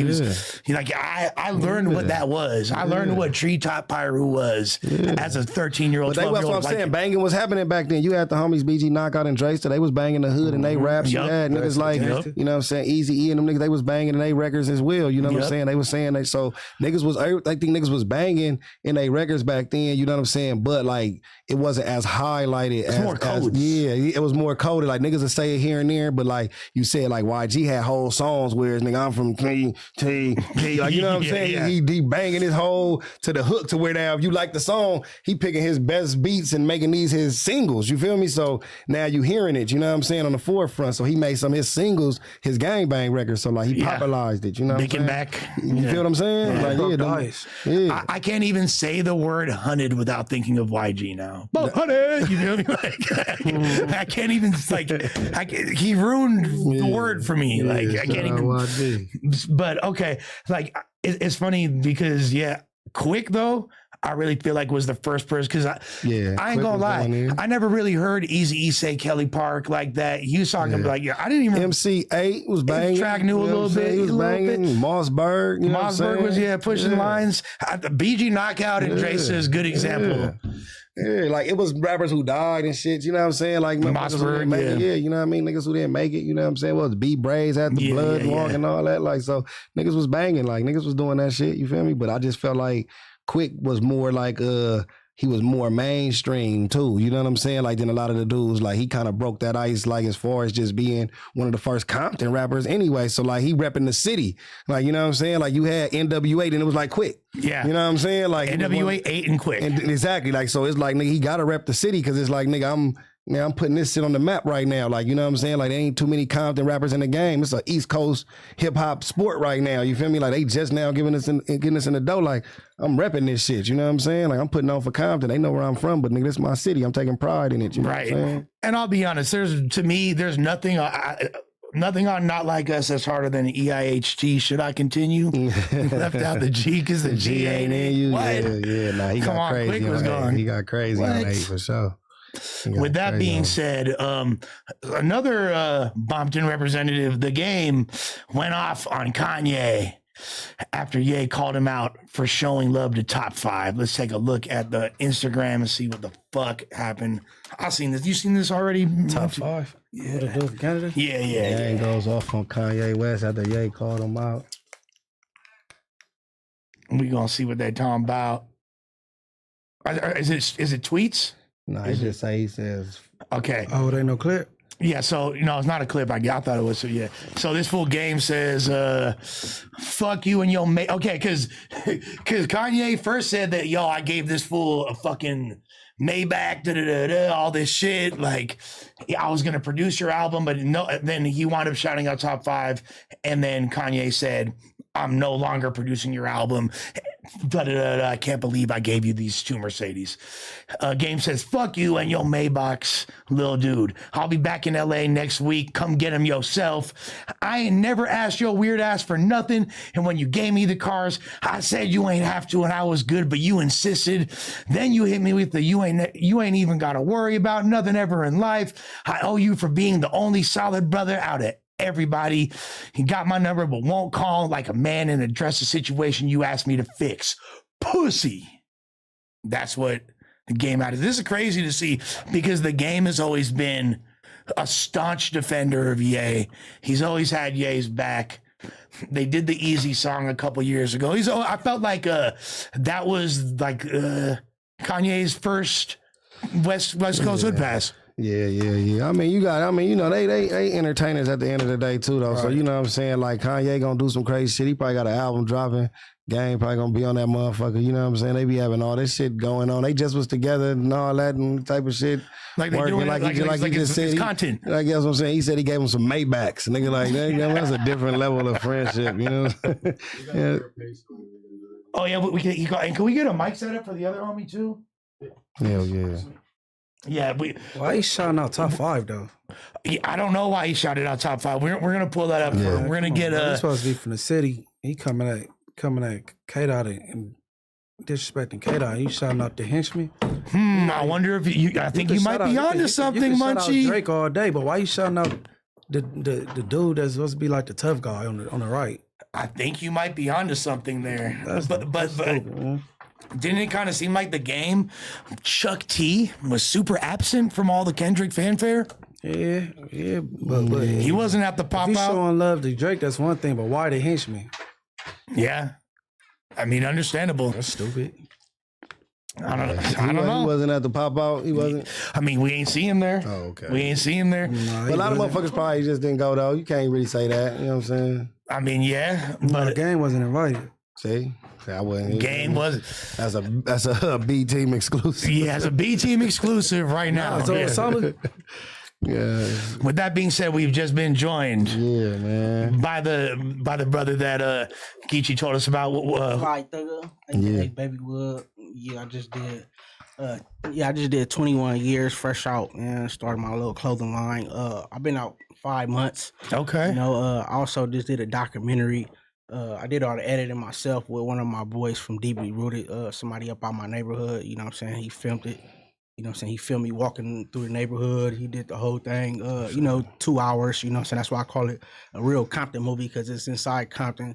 And, and we telling the story about somebody that was born and raised in Compton, you know what I'm saying? And grew up on the street, one of the most historical streets in Compton in the early 90s. You know what I'm saying? With a gang of, shootouts and gang violence, you know what I'm saying? I grew up around that, you know what I'm saying? For sure. And, birthed to teenage parents, my father from my neighborhood, my whole family. You look young, bro. How old are you? You did 22 years? How old are you? 21. 21. How old are you? Yeah, I'm 38. I'm about to be 39. Okay, so you got locked up when you was hella young. 17. Yeah, Man. I had life as a juvenile. I had 90 to life, you know what I'm saying? But thanks to the People vs. Heard law, you know what I'm saying, they released a lot of us, you know what I'm saying, that called life as juvenile. Right. Yeah. Different initiatives that got put through and shit like. Okay. So they had locked you up when you was 17. They had said it was murder, or what they said? Yeah, it was murder. It was a gang related case. Yeah. Okay. And then you were supposed to do 90 years and then 90 years, man. Yeah, God bless me. I give thanks to God, you know what I'm saying? Every day out here, it don't even be seeming real, because I spent even like I say on my documentary, I spent more of my life in prison, in jail than I did on the streets. Yeah, you know what I'm saying? Yeah. Because I caught, and then it's like, shit, I only stayed out 1 month when I did catch the murder that I had caught. Only stayed out of juvenile camp 1 month. Okay, so how long were you locked up before then? I stayed in camp I was locked up 5 months. Okay. Then I got out and caught a homicide, which led to me having 90 years to life. So you ain't get to really do the normal high school things and shit like that.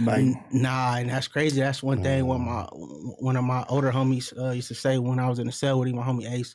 He was like, damn, man. He like, man, you one of the ones out your crew that never had a chance, to ride it. to even ride the freeway. You know what I'm saying? Because there was a few of us that lost our lives, you know what I'm saying? Before we was about 18 and 17. Before niggas even really had their own whips and shit. Yeah, C-Knock. Rest in peace, C-Knock lost his life at 18? 18. Mark lost his life at 18. I lost my life at 17.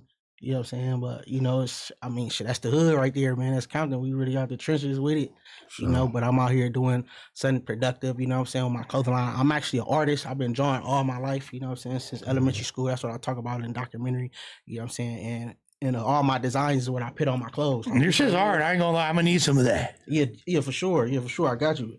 And this right here, I'm copping, by the way. Yeah, I'm copping. all hand drawn shit though. You know what I'm saying? Like hand drawn. I'm talking about like anything you could think of. You know what I'm saying? Like if y'all trying to get a new No Jumper logo, tap in with my guy. Like he can make anything. You know what I'm saying? Yeah, I just did my Cold. boy. He just did me a brand no studio logo. Did you know that you had that talent before you was locked up? Or like, yeah, hell yeah. Okay. I've been drawing since elementary. Even like I said in my documentary too. I got boys from Park Village. You know we in elementary school. They still remembering back when I used to draw. You remember you used to draw this? Yeah. Yeah, but also check out my IG page, Fly Thugger. You know, that's where I got all my drawings at. You know what I'm saying? My page is open. Y'all can check it out. You know what I'm saying? Y'all see the new No Studio that I did for my boy Geechee. You know what I'm saying? I got I got tons of drawings on there. Oh, yeah. FLYYTHUGGA. Fly Thugger, that's my IG. Yeah. What was the feeling like when you first went back to your neighborhood after being gone for over 2 decades? Man, it's crazy. No, it's crazy, right? Because I recorded it. I recorded it too. You know what I'm saying? Just driving through, because I was like in the MCRP, which is like a halfway house. You know, and I went to my stepdaughter graduation because she graduated from kindergarten in the neighborhood.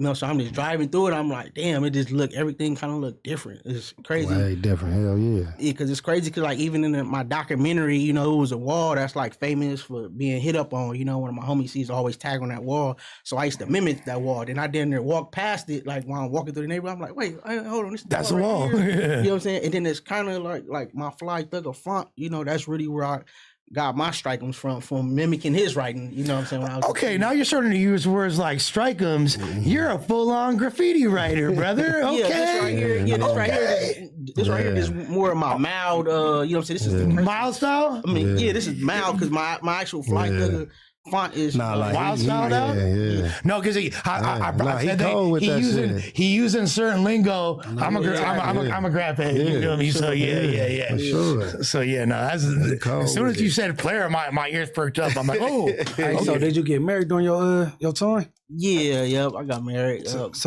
you end up having some kids during your incarceration? Nah, I didn't have no kids. Not in church, I had no kids, but. Oh yeah, it's coming soon for sure. Got it. Yeah. I'm not gonna lie though, man. I'm really focused on this right here. You know what I'm saying? Getting my clothing line off the ground and just pursuing this, because this is really my passion. You know what I'm saying? Like growing up, like you know, even the homie knows it's always been art and dressing, but now I'm able to combine. I'm able to combine them, and it's my passion. I be up late night, this designing shit on my no bullshit. I don't know if you pee, but you know what I mean? The homie been in this motherfucker. He in class. He in this motherfucker reading his book, nigga, doing his class while we been in here the whole time. You know what I'm saying? He in entrepreneur classes. Like, he really done hit the ground running. You know what I'm saying? That's why, like, I definitely would love to have him come back up here one day and y'all could just do your own full. No, I was about to say. And really, like, get to know him and everything that come to with him coming up with this brand and why, you know, the number 24 with all that represent for him and all of that. You know what I'm saying? Because, like, I'm telling you, like, he ain't out here playing. You know what I'm saying? Like, for real. Like, you know what I'm saying? Like, this one of my day one homeboys since the sandbox. You know what I'm saying? Like, so, like I say, man, like, this ain't no fake, no made up friendship, no bullshit. Like, a nigga just, like, everything a nigga saying is really real. You know what I mean? But, like, to come home and for me to see what he doing coming home, I got to tell him now, like, because he'll say I'll motivate him or things of that nature. But I'll be like, bro, that's motivation to me, though, because there's a lot of times where motherfucker be like, thinking shit be bad and you be ready to give up, and you like a nigga that's like, man, I'm fresh home, nigga, after doing all this, and I'm still like, you feel me, I'm focused more than ever, you know, because you usually can see dudes come back after doing all that time and motherfuckers be like, you know, nigga be like unmotivated, you know what I'm saying, because it's hard to get jobs, it's hard to get support, you know what I'm saying, you done lost so much shit, so a motherfucker come back and got all this going on, all this the deck stacked against you, and like, nah, hold on, man, like all this is him, like he ain't getting no help with that, he ain't drawing it, going down there, getting it printed up, getting the website, all that. Nah, that's all him. You're a really interesting dude off top. I'm already like, damn, I could do a 4-hour interview with you. Yeah, easily. So we definitely gonna need to have you sit down with Adam or Adam and me type shit, because I would love to. That documentary too. No, I'm watching that motherfucker. What's the name of it? It's Fly Thugger documentary, a real Compton movie. Yeah, we finna watch that. I'm gonna send y'all the links to that shit for real. But I do have to ask this, because this is one of the main things I'd be curious about. What was it like when you came home, as far as like the changes in Compton and like just like the changes in technology and all that? Like how difficult was it for you to get adjusted? Yeah, it was. I'm not gonna lie. Like one of my first days out, and I went to the DMV. I was kind of like exhausted, man. I went to go to sleep because I felt like out of place. You know what I'm saying? Because they were saying that, you know what I'm saying, they was asking for my ID number, and I didn't even know my ID number. I didn't know it was the same one before when I went to jail. Then, you know what I'm saying, it was just, I felt like out of place. So it's a lot of questions I was trying to ask people, and they looking at me crazy. Like even using like the new phones and shit, like the little paper towel machine in the back. You know how you wave your hand? I'm like, man, how this shit work, man? You feel me? They like, hey man, you been gone for a long time, huh? And I'm like, you feel me? Like embarrassed to say like certain things, but it's like, damn. But yeah, it was just a lot, but I'm adjusting. For sure. So even every day out here is still like, I'm rooting for you. I'm definitely rooting for you just based on you being Geechee's homie and me meeting you and hearing like what you said and your energy and your aura, bro. Like, I think you're going to do great things and I want to see that shit happen, bro. So like, I'm motivated. That's for sure. For sure. Then it's like, even when I was in the pen, I was designing shirts. I was getting shirts designed even when I had life. You know what I'm saying? Shirts, matter of fact, the Welcome to the Grandies. I mean, since you already know about the Grandies, that was one of my first big drawings. I did a collage of the Grandies and the homies hanging out, and put it on the shirts like in 2018 and sold out like on the hood day. You know what I'm saying? I did one of the homie Dawn when I drew his face, put it on the shirts. The same homie I got tattooed on the side of my stomach. You know what I'm saying? I tattooed him myself. You know what I'm saying? I tattooed all that. I'm a real artist. You know what I'm saying? You was putting pain in them drawings. I could already like tell, bro. Like, damn, like your story's hella fucking, I ain't even gonna lie, bro. It's like, hits the feels, no cap, brother. Like that shit is. Yeah, and then I just did a new logo for Compton High, Tar Babe logo. You know what I'm saying? I went to the Compton Unified School District and introduced my new Tar Babe logo. You know what I'm saying? The Compton High. You know what I'm saying? Because the Tar Babe that they have is the Compton High logo. Tar Babe was kind of like, that's the name of the team. Yeah, we the Tar Babes. Yeah, the Tar Babes. Y'all tripping, bro. I don't know how they got the Tar Heels in North Carolina. We the Tar Babes, man. That's a crazy name, gang. But it's like a little, you know what I'm saying? Okay. Based on that coming new with Compton High, it's only right for a new logo. It's only right for a new logo. So you get a new. That's what he's trying to introduce to him. Like he hand draw a brand new that's way more detailed than the last logo, way more like intricate. You know what I'm saying, with the design in it and everything. Entertaining it. They definitely entertaining it. Yeah, but the thing about it, you know what I'm saying, like I did that down there a month ago. You know what I'm saying? They told me they was gonna get back at me in 2 weeks. You know what I'm saying? Still ain't got back, but I'm patient. You know what I'm saying? But shit, everybody see. You know what I'm saying? My little drawing going viral, my documentary going viral. So, you know what I'm saying? The whole Compton gonna see my new new Tar Babe and me being at the Compton Unified School District board meeting, you know what I'm saying? Presenting my new Tar Babe. So, you know what I'm saying? Even if they don't get back, you know what I'm saying? Even if I don't hear from them, I don't even see my Tar Babe logo, at least it's out there, you know what I'm saying? That's a lot of like bureaucracy they got to deal with. You feel me? The whole school board probably. It probably take a minute, but I wouldn't be surprised if but it makes sense for them, you know what I'm saying? If, you know what I mean? To do that, because you got somebody that actually went to Compton High, you know what I'm saying? You know what I mean? That's drawing that logo, you know what I'm saying? Like actually went to them schools, you know what I mean? Before it was this new way that it look now, you know what I'm saying? That can come back and do that. I think that's kind of like, you know, dope for the school to even like endorse that and show that. I hope they do. They should. That'd be a Compton High. Get right, and get with the right design. Yeah, sure. It's fly too. You know what I'm saying? And it's not even this. I went to Compton High. I'm really shit, man. I was made in Compton, born in Compton. You know, raised in Compton. I'm a real product of Compton. You know what I'm saying? So it's like to even have that. You know what I'm saying? Then I'm actually a real artist up out of Compton. You know, and that's for sure. Yeah, it make the most sense though. It's a whole new Compton High. It's a whole new Compton High coming, a new logo. Then you know what I'm saying? I played you guys. I played you guys in 1998 JV hoop. I'm not. Let's just say it didn't turn out too good for us. Who was your school? I was at Crossroads at the time. Okay, but keep in mind, this is the Crossroads that Baron Davis. I wasn't in high school in '98. Yeah, chill out, bro. But anyway, we played you guys. You guys whooped our ass. But yeah, we played against Compton High. That was tight. Probably went up against like Jeff Trapanye and them niggas and shit. It was a JV fools and they was spanking. I don't know who the fuck it was. I feel like the shortest. I feel like y'all's point guard was taller than our center type shit. You feel me? But I feel like Trapanye or something went there around that year, like 2099, 98 or something like that. Super Crip and them played around that time, right? Yeah, homie, Super Crip and them played around that year. Yeah. That shit was. That's my memories of Compton High. Took an L, but it was a noble L to take. With that being said, what else we got today? Oh yeah, so I guess we're doing. So if you're in the $100 tier, if you donate $100 a month that you remember, you can hop on the phone with us. So now we're gonna let Spare Peso talk to the panel. Munchie B, Geechee Gotti, Lush Uno, and the homie Slugger. You feel Thugger? Fly Thugger. You feel me? Thugger. At Fly Thugger. Spare Peso, what's going on, brother? Where you at? If this shit don't work, then it don't. Spare Peso, for those that don't know, is a dope rapper who is always looking for artists to collab with. If they do the $100 tier, they get to call in. They get to call in. That's tight. They get to call in. And I guess we gonna wrap our head around the technology because this shit ain't working yet. But shouts to him. And of course, like I said, my dog, Fly Thugger. Check out the documentary. Check out all that. We going crazy. The website, the IG, the website is www.flythugger.store. Yeah. And my IG is Flythugger, FLYYTHUGGA, Flythugger. Yeah, just everything Flythugger, you know.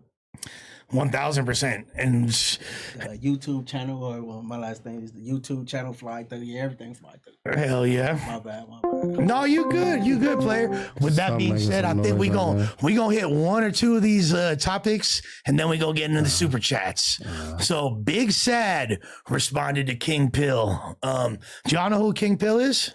No. Okay. Yeah. You know who he is. Yeah. But you're not super fond of King Pill, I think. No, right? King Pill, my boy, but when I only like that's well, I called him. No, I'm kidding, man. We don't represent ourselves like that, nigga. Put on your shoes, nigga. On everything, then all that baby oil to my booty oil and shit, nigga. I'm out now, but that's my boy though. But I think he tried to get everybody attention. That's all. But, So I ain't up on the Big Sad. Yeah, I was gonna say what happened with them. Okay, So first of all, just to give context, Pill is from Pomona.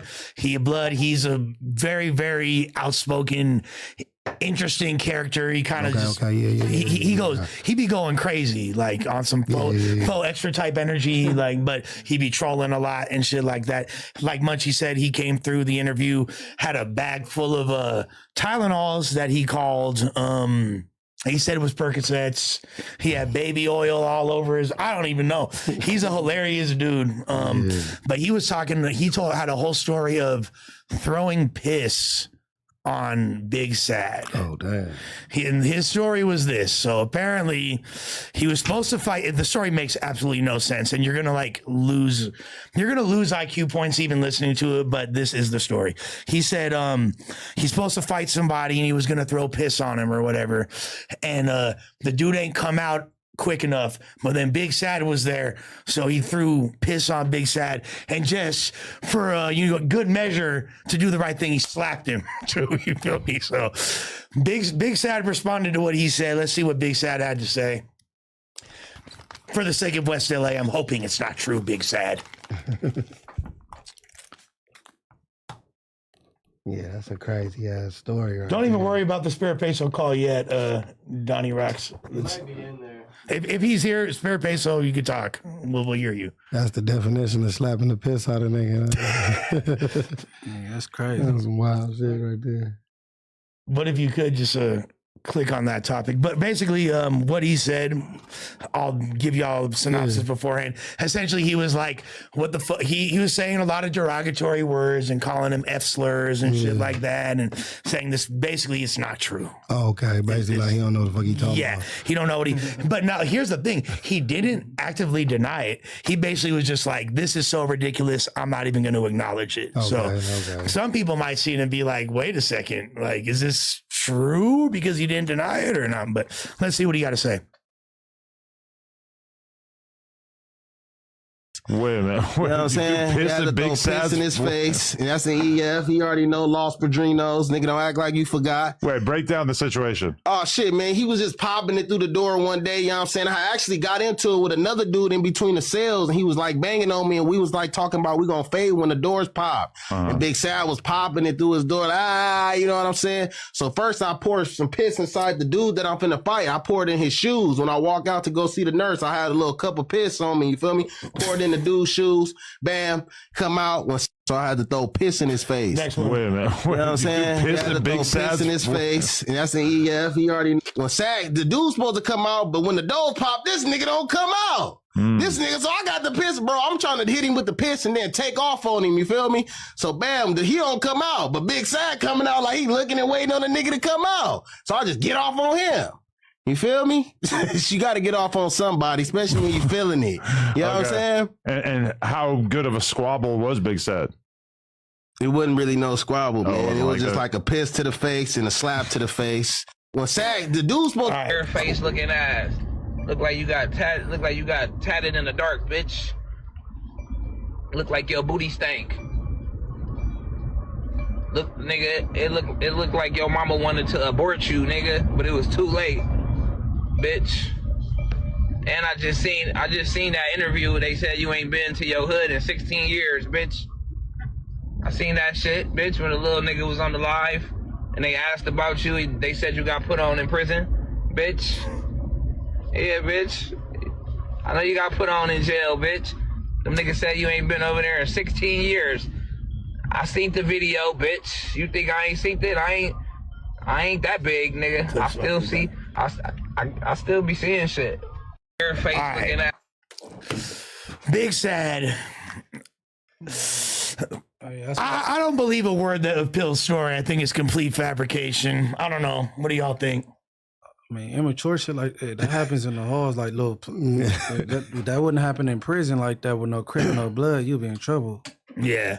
But another thing I'm tripping on, right? I didn't hear Big Sad contested like no, I thought the same thing. That's what I said too. Yeah, but shit. Yeah, he should have probably contested it, but like you say, it's the same thing. Like I was saying earlier with the internet, though, it's like really. You can kind of say anything. I ain't saying the other nigga lying, but it's like, what could he really say? All he can say is, nigga, that's a lie, nigga, you didn't throw it. You know what I'm saying? And it already done went viral because if he already done said it on the platform, it's going to be motherfuckers who either take it for his word or take it, you know what I'm saying? I know you are, but what am I? Yeah. What are you going to say? You feel me? It's just going to be that. You know, now what I was tripping off of, though, is my man, he's sitting up there, he got some peanut butter and some oil or something on the table. Yeah, booty oil. Yeah, bro. Yeah. So that interview probably was some crazy shit. You know what I'm saying? Shit, so he probably bro. was up there just saying a bunch of wild shit. You know what I'm saying? He from, what's the Bloods in Pomona? 456. Yeah. 456. Yep. So he probably just up there saying all type of crazy shit. So you can't really, you know what I'm saying? But he had Bloods from Compton with him, and he had G-Uno and then with him and shit. He probably just got up there and just said whatever. Like you can't really say if he telling the truth or not. Only them two will really know. But it's the internet, so it's like once it's out there, motherfuckers gonna run with it. You know what I'm saying? Like if I'm a nigga like in Big Sad shoes, I mean it's really too much. He really can't say. He gotta say something, but. Like, you know what I mean? Like, what he gonna say? All right, nigga, yeah, right, nigga, and then he gonna come back and say it again. They gonna just be going back and forth for 2-3 weeks. Pretty weak capping by Big Sad. He said you look like your booty stank. Like, like that just was like, I feel like he could have, if he was gonna say something, he could have went funnier. Different. Yeah, he could have went a little funnier. You might as well troll back at that point. You know what I'm saying? Like, be funnier than you look like your mama was gonna abort you, but then change your mind to like, he didn't go, bitch. He's supposed to get some jokes off him at that point, get his jokes off, Damn, because shit, like, roast session with me? Yeah, he should have just got his roast I'm gonna get on your helmet, player. You gonna want to beat my ass afterwards because I'm funny. He needs some battle rap bars. You feel me? You should have some ghostwriters. That's all he needed. Yeah, exactly. With that being said, the whole situation is crazy. And it's my biggest takeaway from this is that it really sucks that Big Sad had that whole unfortunate paperwork or interrogation scenario come out and all that, because he would be the person that we were talking about earlier when who's next in the West Coast. He was about to be this guy. Damn. And that fucked off his whole shit. Damn. You know what I mean? Damn. Talent wise, he up there, and I fuck with Sad heavy, but come on, man. LA, we got to get it together. All right, final topic before we get into these super chats. I think this is in the damn. Oh, wait, do we have Tay-K and Ola Runt? We got to talk about both of them, huh? Because they both in the damn topic.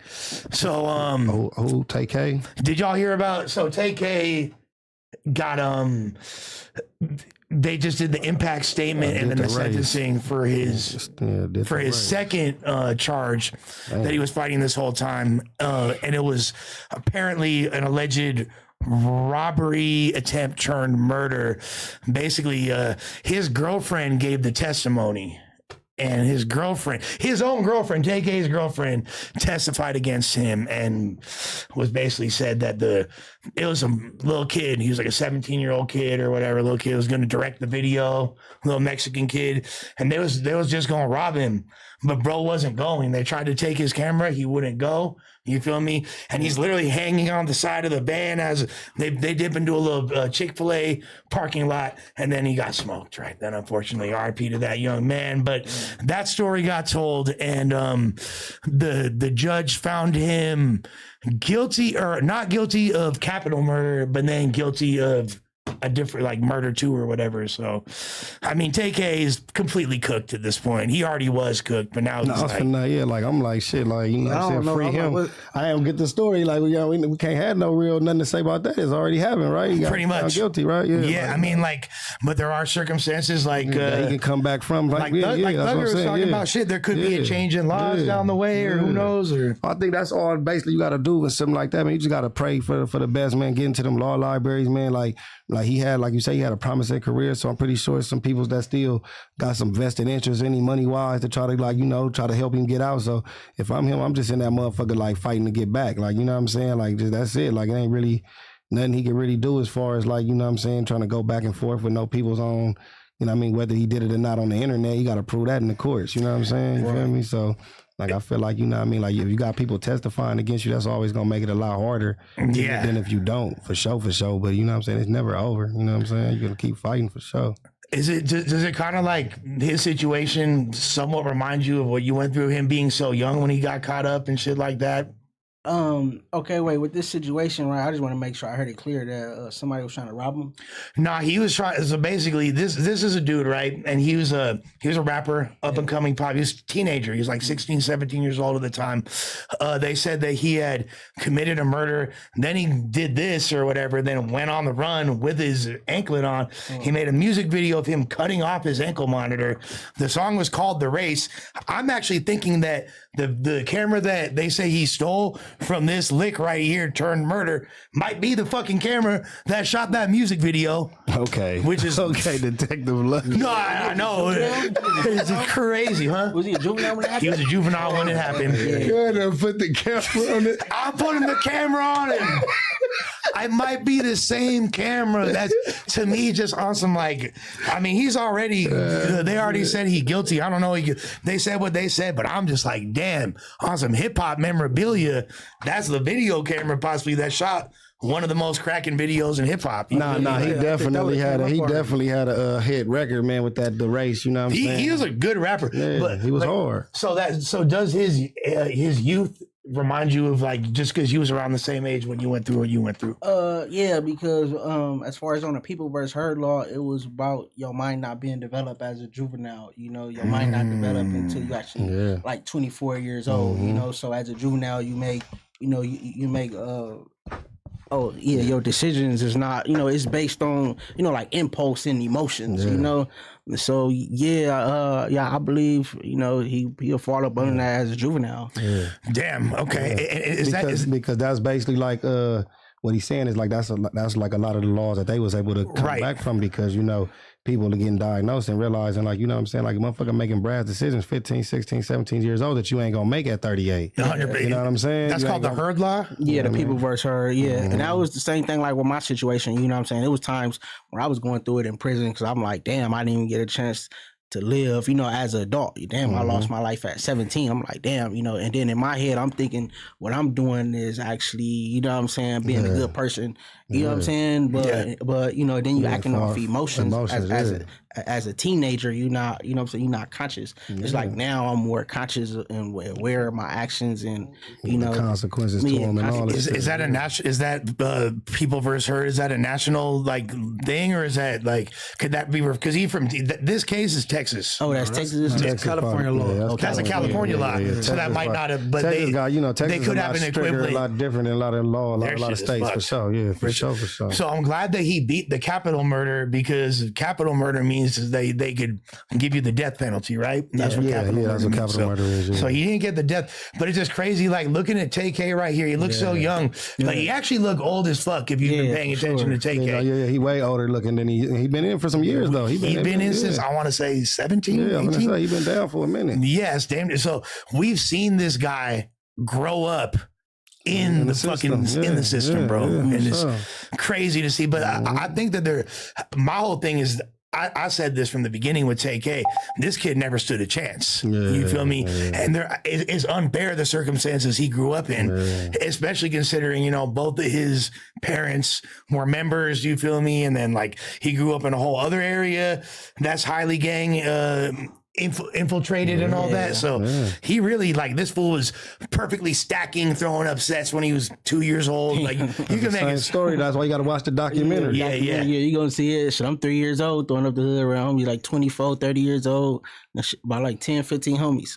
Yeah, and like, and I understand, like we said earlier, I don't think gangs are necessarily all negative, so I ain't calling like, but like sometimes that could be problematic. Especially like I just seen this clip of a little ass kid. He couldn't be older than 3. He had to be 2, something in his 2s, and this kid is rapping every word of Crazy Story by King Von, holding up his face. And it's funny, right? And it's cute, like, you know what I'm saying? But that's some real shit though. Like I wish this was like, but nah, fool. Like it's real, actually like there's some real lyrics to know at 3 years old. Yeah, and King Von got a bar. He says like, I was born to shoot, and you see the kids say, I was born to shoot. Doing that, I was just like, oh, this kid don't stand a fucking chance, bro. Like you feel me? Like it's a sad thing. Man, he got a chance. They just got the parents just gotta, you know, just rapping. Yeah, parents just gotta be able to, you know what I mean, know the difference from that music to the streets, man. Sometimes it be on because the kids is innocent involved in all of it at the end of the day, man. Like you say, niggas' minds ain't developed, man. We more impressionable as children.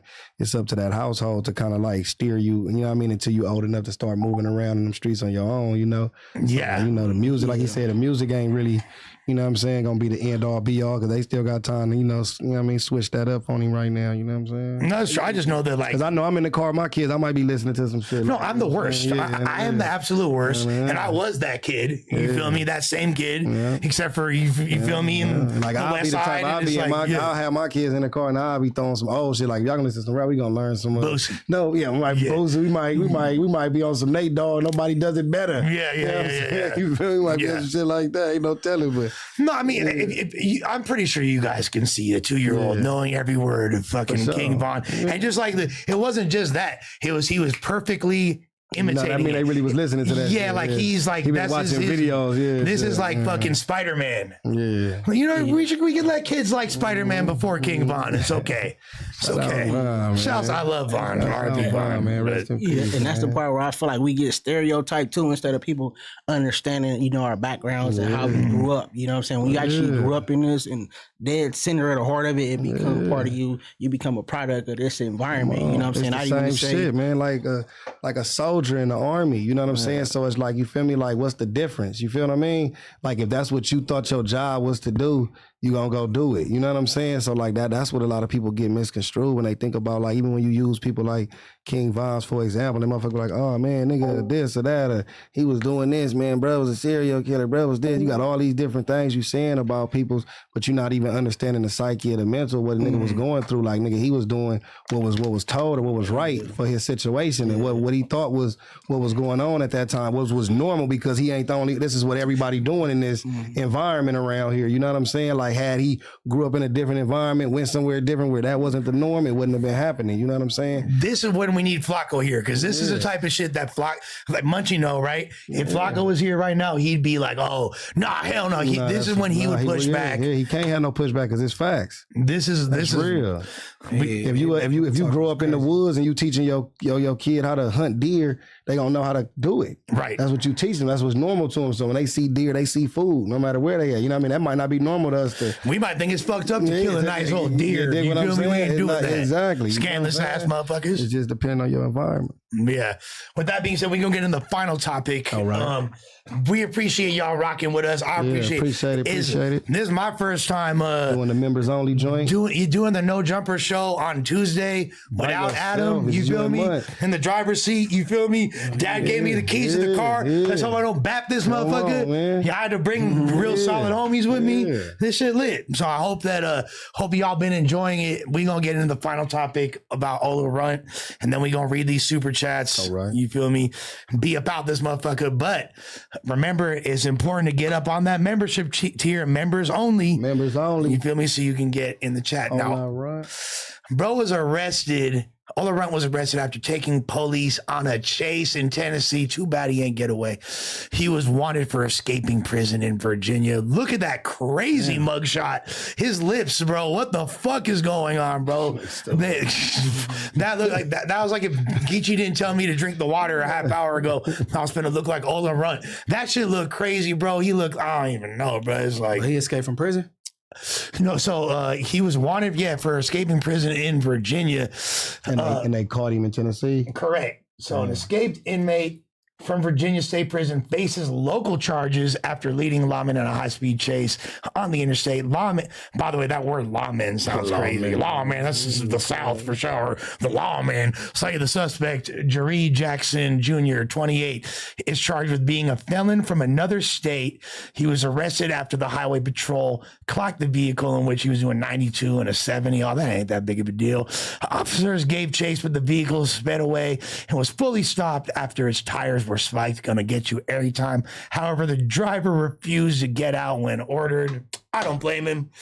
With that being said, damn, he definitely he tried to do the dash. He tried to do the race. How much time he was serving originally, though? You don't know? I do not know. I know Ola Runt from his issues with Cardi. You feel me? Like being the opposite Cardi and the shit that he had with Thug and all that. So I pretty much just know him as a character in the Atlanta scene. I was never really He rap. Yeah. He rap. He got some music. He got a couple bangers. I'm not gonna say he's like in my rotation like that, but you feel me? Like I ain't never heard of him. I'm more like a Playboy Cardi kind of person, but he doing his thing. But free that man. Yeah, free him, man. You know what I'm saying? For real. Don't know what he was locked up for, but yeah, man, like you say, man, shit. What he was supposed to do, he broke out the pen, nigga. If they get up on him, gotta run. Like that was it. Like yeah. Want him to pull over, like shit. Yeah, no, exactly. I ain't stopping with that. Matter of fact, I'm gonna chat GPT real quick. What the fuck, bro, is arrested for? That's what he was supposed to do. Shit. Yeah. How much time he was doing? Okay, yeah. From this what was Ola Runt arrested for? Who you asking? Chat GPT. And how much time was he doing? Normally we do this ourselves, but I'm trying to learn how to get better at Chat GPT and this motherfucker. What was he doing? I mean, like, it doesn't make sense for him to have escaped prison. That shit don't even make sense. Yeah, he must have had a stretch. He was arrested at 16. He did 5 years. In September 2020, he faced additional legal challenges when he was arrested for marijuana possession, gun possession, reckless driving, obstruction, and involvement in a high-speed chase. And as of 2021, he was still locked up, according to XXL Mag. So he's been locked up for a while. It don't seem like he had that much longer to do. Hell no, that's his charges. That's it. That's it. He escaped behind that. Yeah. It don't seem like he had much. Tripping. He just a thrill seeker. He's trying to get back out and get to some pussy, man. Them niggas, man. He like, I gotta get some pussy real quick. We get up out of here, man. He's about to get out next year or some stupid shit. His lips look like a football. That nigga lives hard. Like you can see like the grip part in it. Like, but that's what you just read was his charges? Yeah. Yeah. He didn't have that much time. Nah, he was great. And I guess we do have to talk about this as well. Thank you, Thiz Clinton, because this was in the title as well. And you know, I kind of fucked up because I was supposed to bring this into the Brick Baby discussion as far as the whole, is there an agenda? Because Brick was referring to this as well, but X4 got arrested. So X4 is arrested. He's potentially in the same place that 4 Extras is at. So, you know what I'm saying? I don't know if they got to handle they can figure out they shit. Hopefully they on a good accord, but X4 is arrested. Free that man. My initial reaction was that I don't believe that X4's arrest has anything to do with an agenda to try to, I don't know. So like an agenda to help clean up the streets of LA. Yeah, that's what. That's what. Phone ain't that important, man. Yeah, Rick, baby, to what? For what? I'm real lost now. No, that's literally what people like, and I agree. Like, I don't think what anyone. What he arrested for? He got arrested at a studio. He got arrested. What they get him for? They got him in Burbank. Well, yeah, they got him right here. Like 4 something in the morning. Yeah, they got him leaving. Yeah. I don't know. I found Burbank's police report. It said he robbed somebody at a studio right here, and they pretty much called the cops on him. Okay, so allegedly. Allegedly, man. Allegedly, that just sounds like some misfortunate shit, man. You know what I'm saying? Like, you know, man, you got to think, man. A lot of times, man, like it won't just say like it's a target or no agenda, but man, like you got to think, man, niggas is young, man, niggas is out here running around, man, and it's just a lot of, man, it's so easy to get locked up out this motherfucker. You know what I'm saying? Like, you know what I mean? It's easy to go in, hard to go out type shit. You know what I mean? So like, you know what I mean? It couldn't necessarily even be something that he actually did, but you know what I'm saying? Like he's somebody that got a face and got a name, and you know what I mean? And shit like that happens quick. You know what I'm saying? So you do got to just be careful about your surroundings. Got to be careful where you placing yourself at. You know what I'm saying? Who you around? Because like we just talked about earlier, you said some shit about some other niggas did some shit, and then another nigga end up bringing the shit back, and now another nigga saying he, you know what I mean? It be all that type of shit going on. So, you know what I mean? Like you just got to be careful like who you surrounding yourself with and the type of shit you doing out here. You know what I mean? For real, especially when you already got, you know, a little bit of a name, a little bit of, you know, some kind of notoriety, man. Yeah, please. Dudes like X4.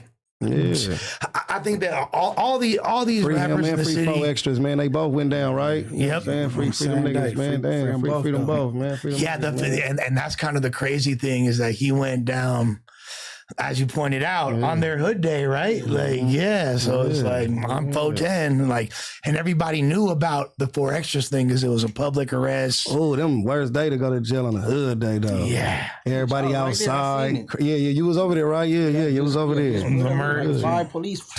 He had an ankle monitor on. Wait, so you were physically there? You seen with your own eyes? Okay, so what did you? What happened? Shit, now by the time I put up shit, I just seen it was a gang of police cars. But he had an ankle monitor on, so they already take them everywhere he goes. Mac was on. He in the neighborhood. Yeah, you already, you kind of already know. Jail that day, bro. Yeah. Because if you know they pull up on you every time you doing something, he got dressed to go to jail, I guess. Yeah. Hood day shirt on and all the shit, I guess. Well, he's basically he's till June 1st, I think, or June 2nd. Yeah. So basically, he's going to max out. He's going to just max out his time. You don't give a fuck. Maybe he felt like he wanted to catch a few more fades. You feel me? You like the workout. That's good content though, man. I mean, that's what I said, man. He loved his hood more than me. I don't think I could have did that. Ankle monitor on hood day, go, you know what I'm saying? When I know I'm going to get arrested. That's some good content. I mean, good content. You're going to get out, you know. You don't have a lot of energy. Yeah, for sure. Interviews and shit like that. But like I said, I was seeing niggas just going on the hood. They just be that bad day anyway, man. You locked up, everybody still partying. Ain't nobody answering the phone. Nobody care what you with. Right. Everybody fucking the host tonight. Like a nigga go to jail any other day, with the hood day, nigga try to call and see what's going on. Niggas is man, he just went to jail. What the fuck he want? Like, everybody talk for that everybody passing the phone. Like, hey, girl, I want to talk to you. Like, you know what I'm saying? Like, niggas trying to fuck with that. Niggas walking away like, what do you want with me? Nigga, I'm trying to fuck with the bitch. Like, you know what I'm saying? Like, so like, that's just a bad day, man. Like, you feel me for that? Like, you know what I'm saying? Trying to get shit done. But like, you know, man, like one thing about 4 Extras, man, like you say, man, he already done been going in and out, man, for a long time. So I don't even think, like you say, like the jail part is the problem with it. You know what I'm saying? Didn't care at all. Yeah. It's probably just more so of him like being rebellious of like, understand, like I sent an interview when he said his PO kind of be an asshole and only a little bit, you know what I'm saying? So that's just him being consciously like, I'm gonna just, you know what I mean? I'm gonna just take my chances with the nigga. Cause if you know he own you and they, like you said, they got you on the anchor, that mean they know where you at. They know it's your hood day. They watching these interviews where niggas is up here like damn near, he's gonna be at his hood. Like they damn near made it like a spectacle. Like, you know what I'm saying? Like, for sure. Like got motherfuckers waiting like the countdown. Like buy popcorn. like, you know what I'm saying? Niggas up here like on some like, I guarantee you he goes to jail on his hood. They like everybody at the house like, ooh, cuz, let's see if he make it. Like, come on, cuz, like, that niggas making this shit is crazy. I'm telling you, I gotta be up here with my nigga Foyk that's up here, cuz y'all ain't handling my boy right. Hey, the police cars put up like niggas supposed to like look, cuz work for these niggas. Niggas supposed to hit cuz and be like, you know what? Fuck that, man. You know what, man? We gonna do an episode at the No, we did. At the shit today, man. No, we and tried. Then we go. You know what I'm saying? No. We gonna Gotti. go to the party at nighttime, but in the daytime, we can't be out there. We tried. We gave him 10 things to do that day, bro. Ain't nobody going out their way like that. He wouldn't listen. He making them all his money. He would, bro. First of all, I was going to Hood Day. Huh? Think he would have went for it? He probably wouldn't have though. Fuck saying listening to y'all niggas. No, he wouldn't. He not listening, bro. Like, listen, he ain't listening to y'all. We had 3. Off the back, Chris saw the fig, niggas. Exactly, Sometimes 10 bitches the hood day. Fuck yeah. We had 3 different ideas. We were gonna have him do a spread. We were gonna have him cook spread. You feel me? Over same day. Yeah. Yes, we were trying to come up with all these activities for him. We were gonna have him cook spread. We were gonna have him like we told different pods. We were gonna do me, him, and Wack. That would have been some good content. Yeah. We got one interview, then he went back. One interview. Man, we could do one podcast without him. Like, he shouldn't have to do all that extra shit though. He said we had 3 different ideas. We gonna cook a spread. Yeah, but not. You shouldn't. That's smart, right? You shouldn't, because you got to think you somewhere different mentally at the time, Munchie. You know what I'm saying? He probably still need like somebody to still kind of like, like never there. Expose. Yeah, you been ever. But now I would have threw my own hood at the house. But that's what I'm saying. So where he at with it, and he working for them, it is kind of their job to kind of, because y'all don't, even though it is content every time he come out, in reality, y'all still don't want him in jail. I would think. You know what I'm saying? You feel what I'm saying? Like it's terrible for business. It's terrible for business because he do better when he dropping these interviews. You don't think we'd rather have 5 fucking video? That's what I'm saying. Like the less he in jail, he's less content for y'all. You know what I'm saying? He's supposed to report to work. Work ain't supposed to report to you. For sure. That's real. Like, that's on, real. Bro. That's real. I get it though. You said like, you know what I'm saying? He bringing in the chicken. He bringing in the chicken. So it's like, that's why I'm looking at it from that point. But you said y'all tried, so I can't. You know what I'm saying? Well, like, yeah, definitely got to. Really did try. You know what I'm saying? Swear to God, because he more valuable to the streets, man. You know what I'm saying? Like, look at somebody like Crip Mac. You know what I'm saying? Like all the good content he did over the years, and it was not y'all fault. Nobody fought. He went to jail. He went to jail on his own accord. But it's like, damn, look at all this time a nigga missing. You know what I'm saying? All this money a nigga missing. All this time he had a kid before he went in. Yeah, man. All this shit a nigga missing. You know what I'm saying? It be taking. Sometimes you gotta have that person in your corner that kind of can open your mind. DJ really Flip, it's you. Hey, mental health and all. I think Crip Mac would have been here on May 5th, bro. Yeah. For sure. Because Crip Mac I think Crip Mac had finally gotten to that space of understanding what content was. He was doing shit with China Mag. They was going to he had kind of, I think 4 Extra just ain't got to that point yet. You know what I'm saying? Like he's still going in and out of jail. Crip Mac kind of had got to that, had kind of got all the way into the content space and understood like content was making him the money. You know what I'm saying? More he was living in Reseda. Yeah, that's what I'm saying. That like, was trying to stay out the way. Tell us where the fool lived and shit. I mean, it's kind of irrelevant at this point, bro. I'm pretty sure he didn't own the house, brother. Man, I can't do nothing right, Munchie. I can't do. Right. He was living in Reseda. He was living on. He was in the greenhouse next to the. Yeah, you all right? You make a left on Lindley. No, I'm acting like I don't remember that shit. Free Crip Mac, man. He did have a nice house in Reseda. He didn't even have any guns in there. The door don't even be locked. The door don't be locked. You can just walk right in that motherfucker. Nah. I will say this though. Shout out Shanks, whoever that is. Yeah, we're gonna go to the super chats. Memberships. He gave out 10 of them. That's tight. That is very tight. I will say that 4 Extra was complaining about his PO, and after seeing his PO, he looked like the mean black cop from Boys in the Hood that was saying racist shit. That's probably why he wanted to max out though. Like, he probably like, they not letting me switch POs. I gotta get off so I can get away from this nigga. He literally looked like someone that was probably went to high school with faux extras. Yeah, like, been hating me maybe got bullied. Like, you feel me? By him. Like, dudes be faux like extras fucked his girl in high school. Now he want to like get his revenge by locking him up. That's literally what it looked like. No cap. All right, so let's go to the beginning of these damn super chats. I think we got it.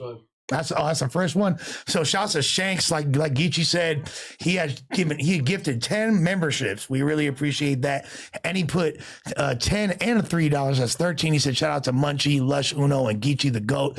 But free the Crips. You feel me? Free the Crips, Bloods, Hoovers, all the Southsiders and everybody. Free everybody. Free everybody. Juju Rose said, shout out my boy Lush. Good job holding it down this week. Thank you. Trying to do my best. Shanks with another 20 pop said, can I get a mod though? $5 from Breezo Balmain. Phone him. Shout out Lush, Frida Brixer. Keep TDD. Okay. Keep TBTD. All right. Gerald Broflovsky, tell Lush to clean the corners of our starting pocket. Geechee, make sure you see that, you know? You feel me? Appreciate you, and shouts to your son, who is also one of my favorite characters on South Park. Shanks, $10. Lush talking about anyone's fade ability is crazy. Hey man, you never heard of an armchair quarterback? I might not be able to throw the ball, but I can tell Tom Brady how to do it. So I'm gonna keep talking about fade abilities until my non-fade having ass ability is done doing it, motherfucker. Con with $5 said, Lush, glazing loose fade abilities by a significant margin. Might as well change your name to Sharice Uno. Geechee, Lush is wearing a wire. Be careful. Be careful. Let's just make sure, you know. Why they always saying that about my boy Lush, man? Listen, man. The eagle has landed. Yeah, man. Abracadabra, motherfucker. No, come on, bro. I'm like the most solid. I'm really outside. They be trying to be on you up here. They got to get to know you, man. They allowed to. Dre the Virgo with 5 says, salute Munchie B, the mayor. We out here doing work, getting it done no matter what anybody have to say. Shouts to Drea. Thiz Clinton, I missed her. I missed this one above that. He said, Thiz Clinton said, shout out Geechee Gotti. His battle with Snake Eyes is legendary. This man made another man cry. Homies was scared for his life, tearing up and shit. Well, he shouldn't have been, and shouts to Snake Eyes because he's the homie too. He shouldn't have been a Crip wearing a Calvin Klein shirt. Big mistake. All right? You're going to learn one way or the other, player. And if you a Crip, man, that's why in LA that shit don't fly. Okay. That being said, it was a dope battle, and Snake Eyes had a lot of heart for being willing to battle this fucking demon in the heart of Compton. I mean, come on, bro. That's doing a lot right there.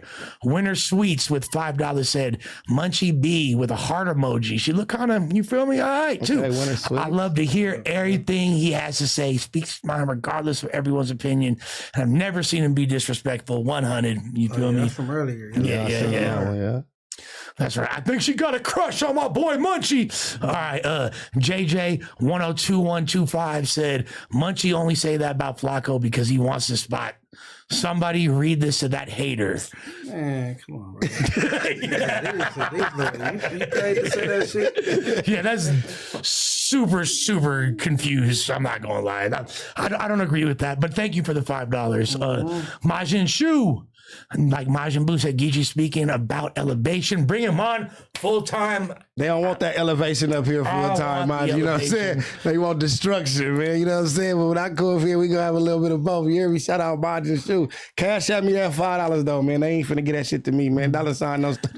Yeah, they must not know that. You feel me? Geechee Gotti is well versed in destruction as well as building. All right, it could go either way. Go either way, man. Talking trash podcast. My boy, Comparator. You feel me? What's up, Paris? We need Comparator in the next No Jumper show when Adam comes back. Shouts out to Munchie B. Lush, don't drop the bolsita. Players fuck up, haha. They said that I dropped a bag of fucking powder on the last podcast. Yeah. You know, if I dropped a bag of powder, I damn near would have picked that motherfucker up. That was a damn tissue that fell out of my pocket. BMX 1803 said, Lush, Brick got, and we ain't even gonna read your. Yeah, That's the same one from last. Yeah, I was already. Oh, he's bro.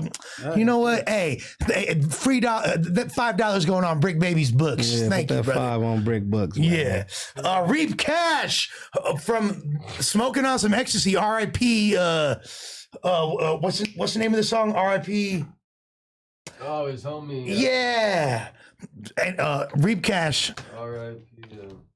I gotta look it up, but he said $5. He put Yellow Wolf on his Mount Rushmore, and he got he said Fabulous, Lloyd Banks, Baby Bash, and Cypress Hill are Latino. That's why I was saying it's so difficult to do a Latino full on list like that because of all of you got so many Dominicans and Puerto Ricans from New York, like fools would never know that Lloyd Banks is actually a Latino, but now you do. That's crazy. Yeah, exactly right. Now, but here's I was gonna drive me crazy. So the name of the song is R.I.P. Pat. Thank you. R.I.P. Pat is the name of the song. All right, Juju Rose, Free the Crips. You feel me with a glove emoji, little 4-leaf clover emoji. $5. Paris Vicotti donating every time my man Munchie on here. Stay on CS2 backs neck man. I got $5K for a couple 16s. Munchie, get with me. Oh shit! Right. Hell yeah! Pay that. My boy got some 16s for you right now. Yeah. Oh yeah, no, let's go put it together. If y'all don't know, Munchie V is quite a spitter. He can rap really good. People might not know that. Lush over Flacco any day. Also shout out to Lush and Munchie. I'm not gonna say me over Flacco. Flacco's killing the game, making a great deal of money and doing an incredible job. But I'm just trying to do my part for the team. So man, I appreciate the love. Flacco forever, man. That buzzball shaped motherfucker, but he just been getting on my nerves lately, man. He gotta clean that up. Yeah, nah, for sure. And I do think that I am the best, and I will eventually show the world. We got $20 from Flip Thoughts Nation 67. He says, shout out Lush, shout out Munchie B and Geechee. Oh, this King Truth, okay? Munchie, a real one. Had a good pod with him one time back when Spider was still cool with him. Good show holding it down for Adam. That's the homie right there. Okay, King Truth is if that's dude that rap his ass off, King Truth with the dreads. Okay, that's what that is. He's fucking fire, bro. For sure. One of the most underrated. Such a dope rapper. He fuck with Mac Deuce and them. I could be wrong. It could be a different guy. Yeah. If it's a different guy, shouts to you regardless. If it is the same homie, I think it is who I'm thinking about. Yeah. Shouts to him. We got another $10 from bro. He said free brick though. That part. Till it's backwards, you feel me? Till my voice raspy. With that being said, anything else? We got any more of them? All right. So once again, Fly Thugger is Fly Thugger. That's 2 G's and an A. Fly Thugger. Not 2 Y's. Yeah. 2 G's. Okay. FLYYTHUGGA. Yeah. You feel me? On all social medias. I'm Mike Good. Fuck around and watch. Man, get this shit off the screen, man. What is this? Man? Yeah, we got Flacco chunking up Compton Crip. From I don't know. Is that 2 C's right there? What Flacco doing, man? He probably taking a picture. With that being said, the mayor of Inglewood and permanent host member on the No Jumper Show, Munchie motherfucking B. You feel me? For sure, man. It's way overdue, man. Y'all got to have my guy up here talking that shit, man.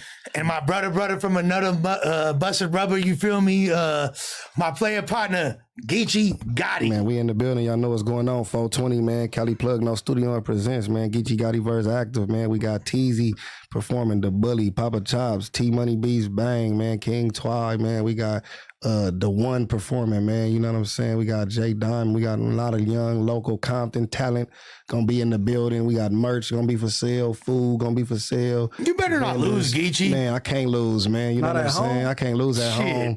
And somebody from Watts. And shout out, and I got Steams too, man, on the 18th, man. My nigga out there, man. Shout out my nigga out there, man. The Mean 3 car. Yeah, the Mean 3 car going down in Pittsburgh, man. Steams is super underrated, that's my guy. You know, I fucks with Steams. I fucks with Steams. Hey, bro can't lose at home. Nah, at home I can't lose. And honestly, And the dude that's finna battle him is so hungry for this, fact. bro. We both, I mean, I'm in my hood, so it's at home, but he a West Coast nigga, so so it's not like it's a bad road game. Y'all both at home, but it's in your backyard. So you can see the house. I gotta defend the house. That's it. I gotta defend the house, man. Compton versus Watts, man. This ain't the first time we done squabbled. It's gonna be a friendly fade, but it's gonna be a fade. You can walk to the grannies from where you battle on that, so you can't lose. You can't. Come on. I'll be a long walk. That's a long walk on the real. For sure. And active, that's an even longer walk back to the Jordan Downs, homie. So you better show out too, player. You're a nigga, 165 push-ups, you lose. Damn. Damn. Yeah. What's it? Yeah, that sucks. When fools get broken off by the number of this, y'all's hood is the street number is so high. Yeah, fuck. Push-ups all day. Damn. Yeah, you can do it. With that being said, it's another installment of that fly shit. You feel me? You'll play a pint of Lush Uno. Never counterfeit. We about a grip and we about this biatch.